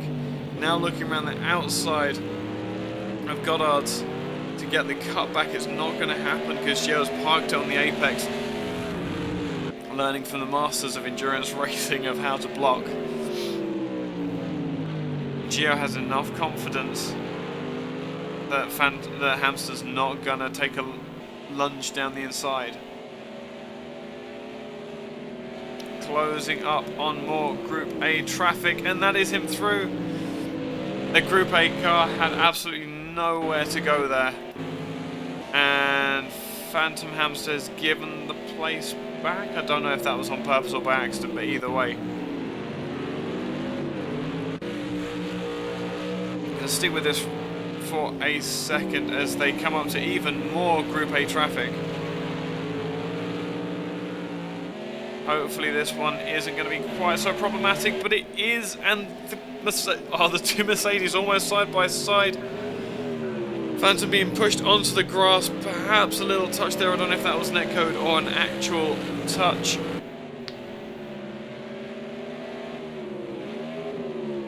Phantom Hamster taking a very, very wide line. Gio again parking it right on the apex of the hairpin. but they both got the throttle down at exactly the same time, which will be advantage Hamster coming into this final hairpin. 3 minutes remaining in this 90-minute race, and it is coming down to this for 5th place. Further back we have Atlas and Aaron with a closing gap. But this is absolutely where the action is. And suddenly, with 2 minutes left to go, we are going to run out of time and laps on this amazing battle already.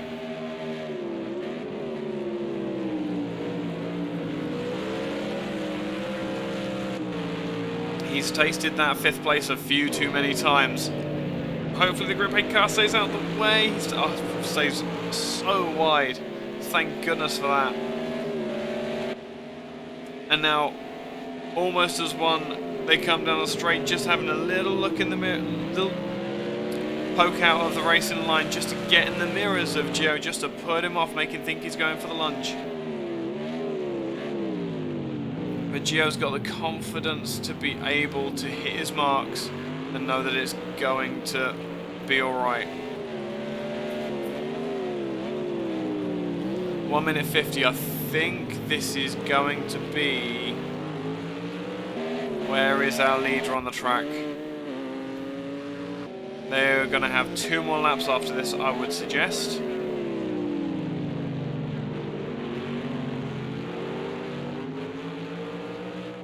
So now Phantom Hamster needs to be very, very careful with the places that he makes. Every little move that he makes on the steering wheel, on throttle and brake could be the difference between making up a place and him being stuck in 6th.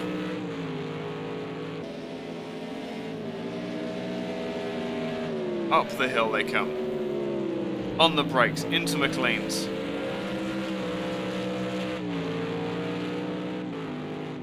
Up towards Coppice, nailing that short braking zone before you hit the double apex right-hander.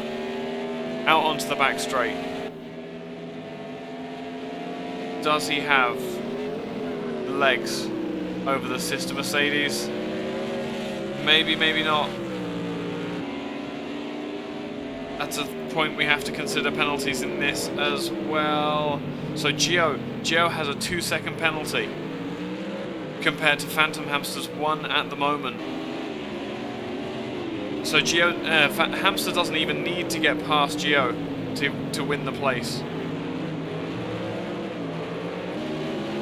But let's face it, it's cooler to take the place on the road, and there is so much Group A traffic.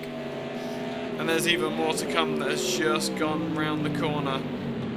And these two battling hammer and tong coming down through Hollywood.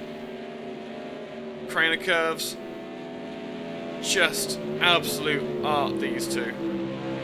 Well, this racetrack is art. These cars are art. This driving is fantastic. Yet again, the AOR guys are absolutely putting on a show for us as someone has gone very wide there. Looks like Alpha Nick. And that is... Empire must have timed that to perfection to not have taken another lap. This is going to be their last lap. Hamster now knows how long he's got. He knows what he's got to do if he's going to make it happen. But he doesn't need to make it happen. He just needs to finish on that bumper. And I think he's realised that. He doesn't need to be in front to get the place. He goes out wide, he hits the right racing line, and he gets the inside line. Is it going to be on the track? No, it's not. But that said, congratulations once again to our championship leader and God Emperor of GT1, Empower. Marauder, absolutely fantastic, and can we just say, nice J-turn. Can we just say, absolutely fantastic driving by the two Panozes. Panos? absolutely brilliant. Ran a faultless race to get second and third on the podium. Inky Chris in the second Porsche. In fourth place, Gio will come through in fifth. I believe the only thing... That was an amazing race. Right, let me run through the order very quickly for you. First place will be M-Power. Second will be Marauder. Third, Mad Dog. Fourth will be Inky Chris. Fifth, Gio. Sixth, Phantom Hamster. Because Phantom Hamster got a 2-second penalty as well. Aaron in seventh. Present Chick eighth. Ninth, Atlas Gerin.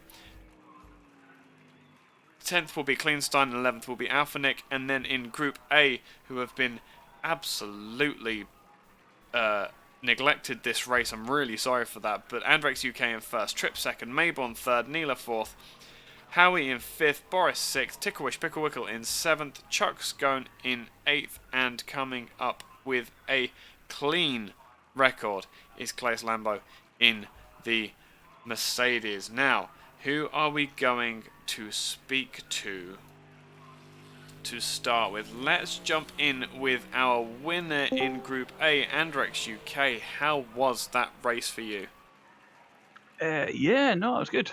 Everything to plan, really, apart from pole. But apart from yeah, pole, I thought, yeah, well, you know, I've never been that fantastic at qualifying, but yeah, Neela stole the pole, and I just thought, yeah, I've got a feeling this is going to be a race for second, and as long as everything goes all right, then I'll happily take a second place. Yeah, I thought the Mercs were going to be strong here. Smolder wasn't here tonight, so I think he could have really put a good strong challenge in tonight. But yeah, Neela had a mistake in turn one on lap one, went off, and I don't know how far he dropped back, but I was looking at my relatives to the guys behind, and I was just constantly expecting him to be then the next car behind me, but it never seemed to happen. So he's obviously had a bit of a nightmare, but yeah, no, he's recovered back to fourth, which is good. Fourth was about as far as he got. I think he was fifth, and then made it up to fourth, and then kind of stayed there for the rest of the race. It was yeah, it was a fairly full race. GT1 was absolutely frantic from start to finish. It really was. But yeah, hey, it's pretty constant in terms of the lapping. There's just always a car coming up behind you. So absolutely, and it's always been it had to be on your... just gaggles of like 2 or 3 GT1s trying to get past Group A cars. It was insane. Yeah, it's a challenge because it's a tighter track tonight than it has been for the other previous 3 races. So there's some tricky spots throughout the lap that, from the Group A's perspective, we're unsure if the GT1's going to go for it or not, and sometimes they don't commit to it, and it's like, oh, are you going? Are you not? Are you going? Are you not? Yeah. And then it starts to get a bit too wide and a bit not ideal. But no, from my perspective, everything looked fairly tidy. Props out to Aaron. Certainly, I think he's worthy from the lapping perspective, and Kleinstein as well. They get my vote of the driver of the day from a lapping perspective. Very, very respectful. Thank you. That's fantastic to hear. Especially, I'm not sure if they're some of the newer drivers in the lead, in the league. But this is gonna extend your lead in the championship. Yeah, it's starting to look almost really quite nice. Yeah, but, yeah, it's. I know we're not even halfway, and anything can happen. And you could miss a week, you could have a disaster race a week, and yeah, you know, it's all of a sudden you're back down in third or something, you know. Yeah. So I'm not taking anything for granted. I'm just trying to take the good results when I can. So absolutely, another win, absolutely happy with that. So yeah, that was good fantastic. fun. No, it's fantastic to hear. Fantastic to hear that it all went to plan as well. Very rarely does that happen in these races, does it? Well, yeah, you normally get to turn one and then your plan's wrecked. So you got to adapt. But no, I think I had one half spin or quarter spin maybe. Yeah. But other than that, it's pretty much flawless. Yeah, that's fantastic to hear. Where on earth are we going next? I just realised that got the calendar somewhere. I've just put it down. Donington and then Sakito. So that Oh, I love Suzuka. Sakito. That is Suzuka, isn't it? I am thinking. Yeah. Yeah. But a minor change to one of the hairpins Yeah. about halfway through the lap. But yeah, it's essentially Suzuka. To all intents and purposes. So we're looking forward to that then. Yeah. There's some nice drifty sections in there, so we'll carry on the rally escapade. Yes, we'll try and set the Audis up to be a little bit more pointy, so you can actually get into the apexes. They're minor technicality. Just get the back end out, and you're all right. Yeah, absolutely. Well, that's what they're built for. Yeah. Anyway, so Suzuka next. We're looking forward to it, and I'll see you then. Thank you. Cheers. I think who are we going to jump in with next? We'll jump in with the person who we were following very closely for the last few minutes, and that was Phantom Hunter. That was very nearly a 5th place, so many times. Yeah, that was hard work, really hard work. It looked like hard work. Well, I'd got a 1 second penalty from before, so I knew that I had to get past and pull away. But Gio he was a hard boy to try and pass. Oh, absolutely. The thing is as well is that none of your intimidation, because I said we were watching basically you two fighting for the last, say, 5-10 minutes of the race, because the problem with Gio is that he wasn't getting put off. It didn't matter what you did, like he just wasn't looking in his mirrors. He's just like, if there's going to be a car there, there's going to be a car there. Yeah, pretty much. But he just hit every apex, every line perfectly, and it's as though you weren't there. Yeah, I've not had a battle like that, because I had a battle with Gio, and I also had one with Atlas for about 3 or 4 laps, and we were within half a second of each other. Yeah. And that was intense as well. So. Yeah, what happened to Atlas? He threw it off, didn't he? He got a lag spike. That was it. So he lagged off for about 10 seconds into the wall. Oh. Which I felt really bad, but I was like, well, I spun trying to get out of coppice and beat him onto the straight. So I was like, a little bit of payback. Yeah, just a little bit. Although his was definitely network induced. But a good race. Yeah. Oh, man. The two of them, that was just amazing. Considering last week where it all went wrong, it was like this week it all went right. So yeah. I'm a happy boy today. That's fantastic to hear. It really is fantastic to hear. I wish I had a hang on, let me see if I can do this. All right, because the lobby's closed, I've suddenly found that I'm staring at the Project Cars screen. So if we can get out of there we go, and then I can press play on there. There we go. Get some backing music, and just so we can do the interviews. Right. So, yeah, a good race, well battled. Just discussed with Andrex a minute ago. We're going to Sakito next. Yeah, it's I like the track because it's very similar to Suzuka, and I really like the sort of the Japanese style track. So yeah, hopefully we can get on for another result. But it's my best result this season at Donington, so a little bit of local knowledge must have helped that. Yeah, no, I can well understand that. Who are we looking at? Just jumped in. Yeah. Yeah, so you're not going to have the local advantage at Sakito, but it's definitely your type of track then. Yeah, I tend to find sort of the very fast ones, like Hockenheim. I don't like it as much as the sort of the twistier ones. Yeah. I seem to do better on those. Yeah, Sakito. So, fingers crossed. Sakito, I think the only proper straight is the start-finish straight, isn't it? Really. Yeah, and then you've got sort of the run down to the fake 130R. Yes, yeah. But that's not even that's not straight. It's just a high radius curve, really, isn't it? Yeah, I think the key with Sakito is that first sector where it's all twisty through all of the S bends. Yeah. That first corner. Yeah. So if you can nail that. Yeah, you'll be on for a good lap. But, Yeah.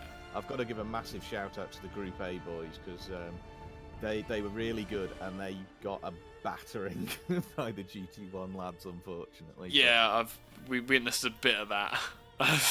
that was oh, those poor boys.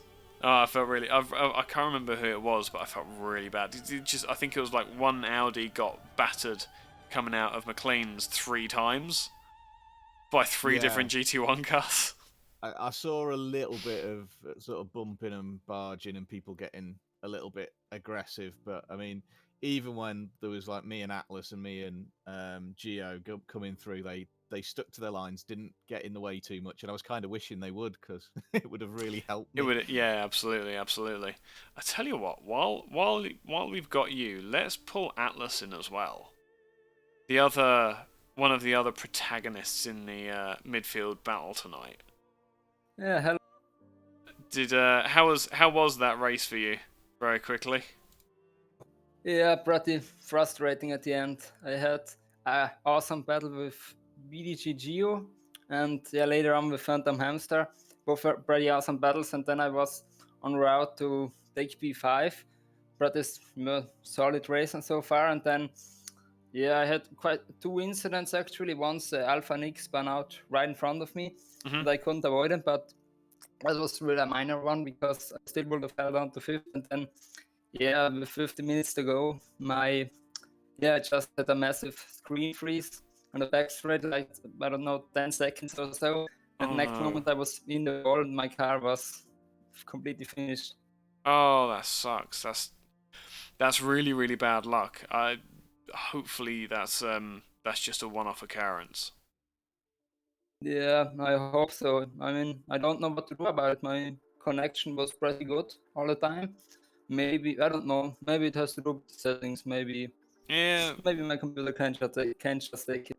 I was going to say, it does sound like your internet is starting to struggle a little bit while you're talking to us.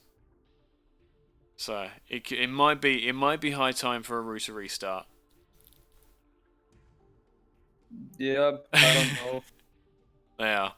But no, Phantom and I were just talking about how good your battle was between the two of you. Did you enjoy the battles that you were having? Oh yeah, they both were really great. I think the one with Geo actually was really interesting because I think we had about the same pace, but I was a little bit more aggressive with the passes. That's how I got by. And then with Phantom, it was, we already discussed it kind of like in the waiting room. It was really extraordinary. I think really a lot of respect given. I was quite aggressive sometimes, kind of like defending the inside, but a shame he spun out. I would have loved that to go on for half an hour or so. Yeah, no, you and me both. So Sakito next.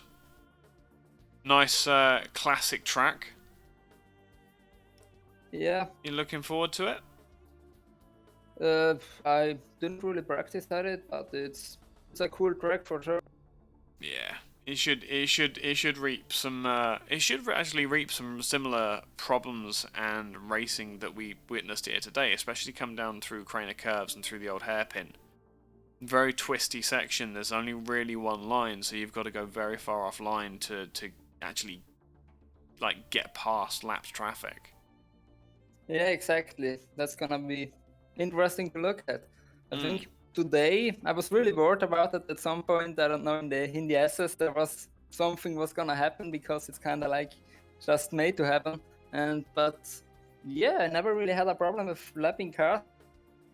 I may have been a little bit aggressive once or twice, but I think who isn't under those kind of situations? Yeah. I think, Atlas, I owe you an apology because I did crash into you going into the hairpin, I think. And it was my fault completely. I just outbraked myself. Ah, that was you? Yeah, no problems. I just know at some point in the hairpin, somebody out of nowhere bumped into me, but all good. I didn't get any damage. actually, I think you'll find, Hamster, that wasn't you. That was an Audi running into the back of you that pushed you into Atlas. Ah. If you look back at the replay, because I was watching it at the time, yeah. So you both made it into the corner. I was super excited to see how you came down to the left-hand hairpin, and Atlas turned in on you, which completely unsighted. It was fair enough, but then yeah, you braked to get out of it, and there was an Audi behind you who wasn't expecting that. Ah, that explains it. Because I Yeah. wondered why I suddenly ended up with an Audi on my right-hand side. As I came out of the hairpin. So where have you come from? So yeah, that was that. So yeah, we get to sort things out in the comms room. It's a nice group meet area, but Fair Yeah. a good race Then- all round. Other than that, a couple of imperfections. Yeah, I think. I don't know if I'm gonna look at the situation later on if I really close the door, but I really didn't expect him to break me from that far back. As it Oh looked no, like it he was didn't a fantastic maneuver. I was so happy, like watching it happen. It was just like, oh, this is fantastic racing. This is brilliant. He's never gonna. It's a shame, really, that Hamster didn't stick out up the inside, because you both would have come out of the situation just fine because the speeds were so low. Yeah, But, I yeah. think I got sort of tangled up with the Audi on the inside, and I sort of bounced off them, and they stuck to me for a little bit. It felt like, Yeah, and then I also realised that when I was going into the hairpin, because I'd swung round one car and I'd just outbraked myself by probably 5 meters, and I kind of knew when Atlas turned, I just saw it was like a wall, and I thought, yeah, this isn't going to end well. no. Yeah, But- sorry about it. I closed the door. I really wasn't expecting you to go down the inside because I felt like you were too far behind at that moment. But Because, mate, the door wasn't open. I tried to like batter it open. he had a steel toe cap boot, and he wasn't afraid to use it. Yep, pretty much my Mercedes issue boot. Oh man. Right. Anyway, you two have kissed and made up. So we'll see you next week for some more door-to-door racing. Yeah. Absolutely, I can't wait. yeah, Brilliant. yeah, I'll be there too. Say that again. Yeah, I will too. Brilliant. Only I'm gonna miss the race in 2 weeks, I'm afraid. But yeah, That's I fine. think I'm good for the rest of the schedule then. Yeah. Right. We'll see you both later. All right. Yeah, see you, Sky. See ya. Yeah. And that. Who are we going to drag in next? I think we should. Do you know what? It's kind of a tradition at this point. Hey there, Scone. Or is he? Hey, how are you, my friend? Hey, I'm not doing too bad at all. How was Donington Park? How was the UK for you? Well, I don't think I'm particularly a fan of English tracks, but, I had the car set up decent, and I didn't place dead last, making a small gain, and I didn't get disqualified for a second time, not having technical difficulties. So I guess progress is progress, right? Progress is progress. Absolutely, you can't argue with that. But have you raced at Donington Park before? No, this was my first time here. The flow of the track has you on the accelerator when you don't want to be. It makes you Yeah. feel like you want to fly off the track. Oh yeah, absolutely. No. It's absolutely that kind of track. But the thing is as well, I'm sure you saw it. Like people going 3 wide, going after that first corner, you kind of fall down a hill, don't you? Yeah, after you make that first right after the straight and the track does a nice downward hook left, it wants to utterly just break your car and crash you. Yeah, absolutely. And people were going 3 wide down there as well. It was insane. Yeah, I was trying to make sure that the GT1s had plenty of space. They have a lot of power and not a lot of room to work. Yeah. Any of the Group A guys, I was I was trying to make sure if they were, in a blue flag situation with me that I was letting them pass, but I was aggressively trying to get position 18. And there's so many Audis, I couldn't tell who was who. Oh, absolutely. No, someone once told me. Oh, I can't remember who it was now. You don't need to worry about that. Just keep overtaking cars until there's no more cars in front of you.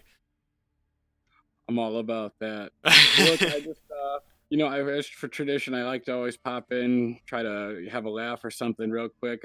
I'm gonna hit the shower and do what I do, but I just wanted to show face and say thanks for letting me be on, and I always love talking to you. No, the feeling's mutual. It really is. You really are a breath of fresh air and a lovely voice and personality to have in the competition. So, yeah, you're absolutely fantastic to have you here as well. I'm in. Well, keep interviewing, stay awesome, and we'll catch you next race with some more results. Yeah, absolutely. Catch you soon, man. Have a good one. Thanks. So, who else do we... Okay, so is Ticklewish Picklewickle ready to interview? Hey. Is fantastic. How are you, mate? How was that race for you? It looks like you had a little bit of a mare, to be fair. It was a mixed bag, I suppose. Yeah. It was sort of a mare towards the end, but also in the start I had some various coming together, and I got a really like bad qualifying position because I was caught in traffic twice. So I was essentially behind people that were slower than me, and they broke earlier than I anticipated, and I hit them and I got some damage. But I was still like, even though I had like 20 front damage, I was still able to like reel in on the guys in front. So I just kept going. And once I actually got that damage prepared, I set like the quickest times in the race. So Yeah, that's I fantastic. had the pace, but I just didn't have the luck, really. So then what really like ruined the race. I spun in the that very very fast right-hander down the hill. Oh, right, yeah. Yeah, I like touched the grass on the outside on the braking zone, and I spun it. Oh, you mean I mean, I was the old hairpin? yeah, The bottom exactly. hill, yeah. Yeah. So so I spun, and when I was rejoining, I had a like my screen just like froze for like several seconds. I wasn't really going that fast, but I was sort of rolling on the outside of the track. Yeah. In a really really bad position where people are coming with like way too fast. And like the moment that the screen like unfroze, a guy in a GT1, I don't really remember who it was, but he just smashed smashed him in the back. Right. Got a like, heavy suspension damage, and I had to repair that as well. So, yeah. That's upsetting. That's disappointing. Yeah, exactly. Especially when you actually have the pace to get a good result, and then you just don't have the luck. Yeah, of course. These things happen. That's racing. Yeah, At least you've got a week now to do some fault finding and get everything shipshape and sorted, ready for next week. Yeah. Which is going to be at Sakito. Have you Right. spent any time there at all?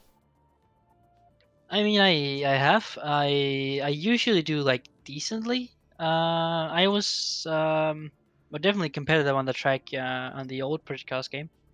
Yeah. I haven't really had much experience with it on the new Project Cars game. Haven't really done it that much in the leagues either. So, but I mean, I know the track, and I hope I will do at least decent. Yeah, that's cool. That's alright then. But yeah, we'll look forward to it. I hope you have a lovely Yeah, week, of- and I look forward to seeing you on track again next week. Yeah. See you in a bit, man. See ya. Who else do we have to speak to? We have Aaron to speak to. Hey there, Aaron. Or is it Hugo? I don't know. Or is he here? It's been long enough that he could have AFK'd. Sorry. He's sorry. not. That's alright, you're right, man. You're I'm sorry. I forgot I had the button. Thingy. Oh, you've been talking back to me, haven't you? Yeah, It's exactly. just okay, fine. That's Yeah. cool. How was that for you then? It looked like you had a little bit of a nightmare. I didn't like it. No? I didn't like it. No.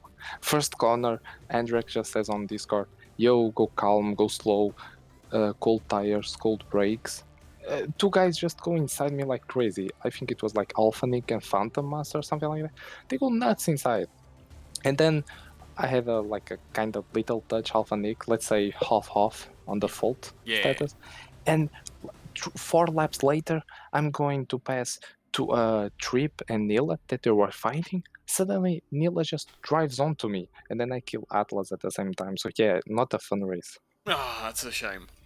I'm sure. Well, this is the risk of multi-class racing. You see it all the time in like real life. That they just there's sometimes you can't help. Sometimes the red mist takes over, and sometimes people just aren't looking because they're having their own little battles. Yeah, I understand perfectly, but at the same time, when that's like 10 plus hours training for the race, and then you're riding on the race day, and this happens. Yeah. Yeah, that's the way it goes. This is absolutely one way to teach yourself patience, isn't it? Really. Yeah, exactly. At least I just tried to keep my calm, and then I got like 6 or 7. I can't quite remember. Yeah, I think it was. Yeah, I think it was 6th. I just One of them. Yeah. I saw that doctor the Presenci or something. Yeah, It was like Presenci. 20 seconds. Yeah, Yeah. 20 seconds in front of me, and then I was just like, okay, fast laps. I caught him, and he caught Atlas, so I just got two for 1. Yes, absolutely. I think I That was. was I think the I was highlight watching you of then the as well. race. Yeah, no, absolutely. No, I totally understand that. At least you got some payback later on in the race. Yeah. But at the same time, it was quite funny because 30 minutes to the end of the race, Andrew was saying, okay, guys, if you are like more than 10 seconds behind the guy, just don't go nuts through the Group A's. And I was like, I'm 25 seconds behind, but I'm going to catch him. Yeah. So, yeah, I'm going to keep a balance. Oh, fantastic. Oh, that's brilliant. In the end, it was a good race, minus the beginning. Yeah, totally. Hey, well, at least it looked up towards the end, and we've had 2 people in already that had like their screen freeze for 10 seconds or so. So, Well, I didn't have problems on that. yeah, so always got to look on the bright side, eh? Yeah, exactly. So, Positive on life. yeah, absolutely. So you're going to take this positivity and the motivation into Suzuka next week? Well, it's not my favorite track. I don't really like it, but yeah, I've got to try. You've got to give it a shot because you never know what's going to happen. I freaking love the track with the Formula Renaults, but every other car, I freaking hate it. I can't do the track. So yeah, I'm not looking for next week. I tell you what. If I have some time in the next week, I'll see if I can do a lap guide. Because I know I would appreciate that. I know for a fact that Suzuka, the Sakito track, is a really good track to race on. Honestly, everyone talks about how like they're running right at the limit and that sort of thing. The quickest way is to just sit back, breathe, and hit the racing line that you know works. Like that's essentially Yeah, exactly. Even passing through Group A's, no need to be glued to their ass. Just keep the time, get the apex, and just go quick on the outside of the corner. Absolutely. If nothing else, the time to sort of really let loose is when the car in front of you pits. Because you've been sat behind, you've kept your tyres and everything else in good condition. Now's the time you hit every sector that you can as hard as you can. I was even running lean for quite some laps just because I couldn't get past, but at the same time, yeah, I was like, okay, I'm just gonna follow you, but I'm just gonna use less fuel like that last time on the pits, and I'm gonna pass. Yeah, absolutely. No, that is the way to do it. That really is. But hopefully you'll be able to take that forward. We've got 4 rounds left to do in the in the championship, so there's always hope. You are Well, currently sat in 5th as well. Yeah, I'm looking for the construction championship. We are Right. aiming like 3rd, I would say. I'm not sure. I haven't seen the standings for a while. I think we are aiming for 3rd, 2nd, more or less. More 3rd. What are you looking for? The Because those panels are super quick. I don't know how they are so quick. that was just. I think that was just Donington playing to their advantage with the long straights. Man, every single week they have been like 2nd, 3rd, 2nd, 3rd, 2nd, 3rd. Online Spa, I could have got like 3rd or 4th, but because it started raining, I didn't control the rain very much because the setup wasn't correct. Yeah. So they got away. But yeah, they are super quick. Yeah. No, they're really, really good cars, and they're really pretty as well. Yeah. I would love to have something that pretty now. Absolutely. No, everything is ugly. Yep.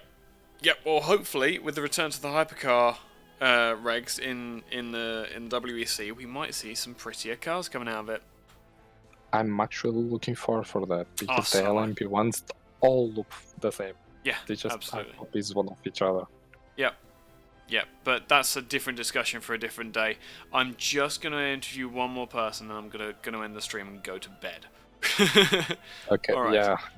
But Thank you, bro. you have a lovely night, and I'll see you next week at Suzuka. You too, man. See Good you, night. man. And our last person who is ready to interview is Alphanik, who also seemed to have... I'm not sure. How was your race, mate? One word. Go on. Complete. Oh wait. Two words. words. Two words. Okay, 2 words. Complete shit. Oh, that bad was it? Yeah. Oh man, go on, regale us with the tale of woe. All right. Well, I had a really good quali. Yep. I practiced hard with my friend, and I had a really, really good quali, better than I expected. I qualified P7, which I was really happy about. Mhm. And when the race started, it went really well in the beginning, but after turn 3, turn 3, Yeah. I got hit and got sent off track and had damage yes. for the rest of the race. Yep. Yeah. Yep, and I had to. I basically got. I don't know. I think I got lapped 15 times. I don't think it was that bad. Oh, okay. Well, I had the pace, but with damage, the car is unpredictable. So Yeah, of course. You couldn't Yep. push. You didn't have the confidence in the car, so Yep, you just exactly. run around. You're running around just for a sniff of points, basically. well, I don't accept anything but P10 or above for Yeah. points. They might give me points for P11. I don't care, but that's Yeah. not good enough. No, but it you still got to the end. You're still stuck with it, and that shows more character than you just quitting because you couldn't do anything about it. Well, it's not what this is about, is it? I mean, it is. No, I mean quitting like Oh, that. yeah, It's no, not what no, this quit- league is quit- about. Yeah. Yeah, quitting's not what it's about. But showing strength of character and sticking with it through adversity is absolutely what we're here for. Absolutely. Yeah. you've- Other than that, I mean, I made a couple of mistakes on my own. I had good fun, really did. I was able to unlap myself from a couple of guys by Yep. just pushing really hard, and that worked out. And then I pitted, and then I was dead last. I pitted twice, so one for damage repair and Mhm. just continuing in the stint, and then second pit for fuel Yep. and tires, and then I hoped somebody else made mistakes, but they didn't. So P11 it is. No, it was a fairly safe kind of race to be commentating as well. There's kind of people seem to have worked out where they are in the hierarchy of things and aren't really. I'm not going to say aren't really pushing for much, but like that there's a fairly defined order at the moment. Agreed. Which is a shame. It really is a shame. But is what I is. mean, I can do better than last. I know I can. Yeah, I absolutely. have the pace for it, but No, you get that. yeah, just that damage thing, man. Yeah. It's just like unlawful, and you can't do anything about it. And you work yourself up, but that's the one thing you shouldn't do. Calm yourself down and focus on what you can do, which is just race your laps, do your laps. Anyway, Spot on. Absolutely spot on. Brilliant, brilliant, wise words. Are you going to cheers. apply that at Sakita when we go there next week? It's my favorite track in the world. Is it? And I hope it is. I am looking forward to your show then. Well, No pressure. I'm not too good. Yeah, thanks. No pressure. Yeah, this was a good track too, I must say. I really enjoyed it. Anyway, I'll keep it short. Thank you very much for inviting me to interview. Yeah, absolutely Much fine, mate. You have a lovely evening. I'll see you too. in Japan. All right. Yeah, cheers. See ya.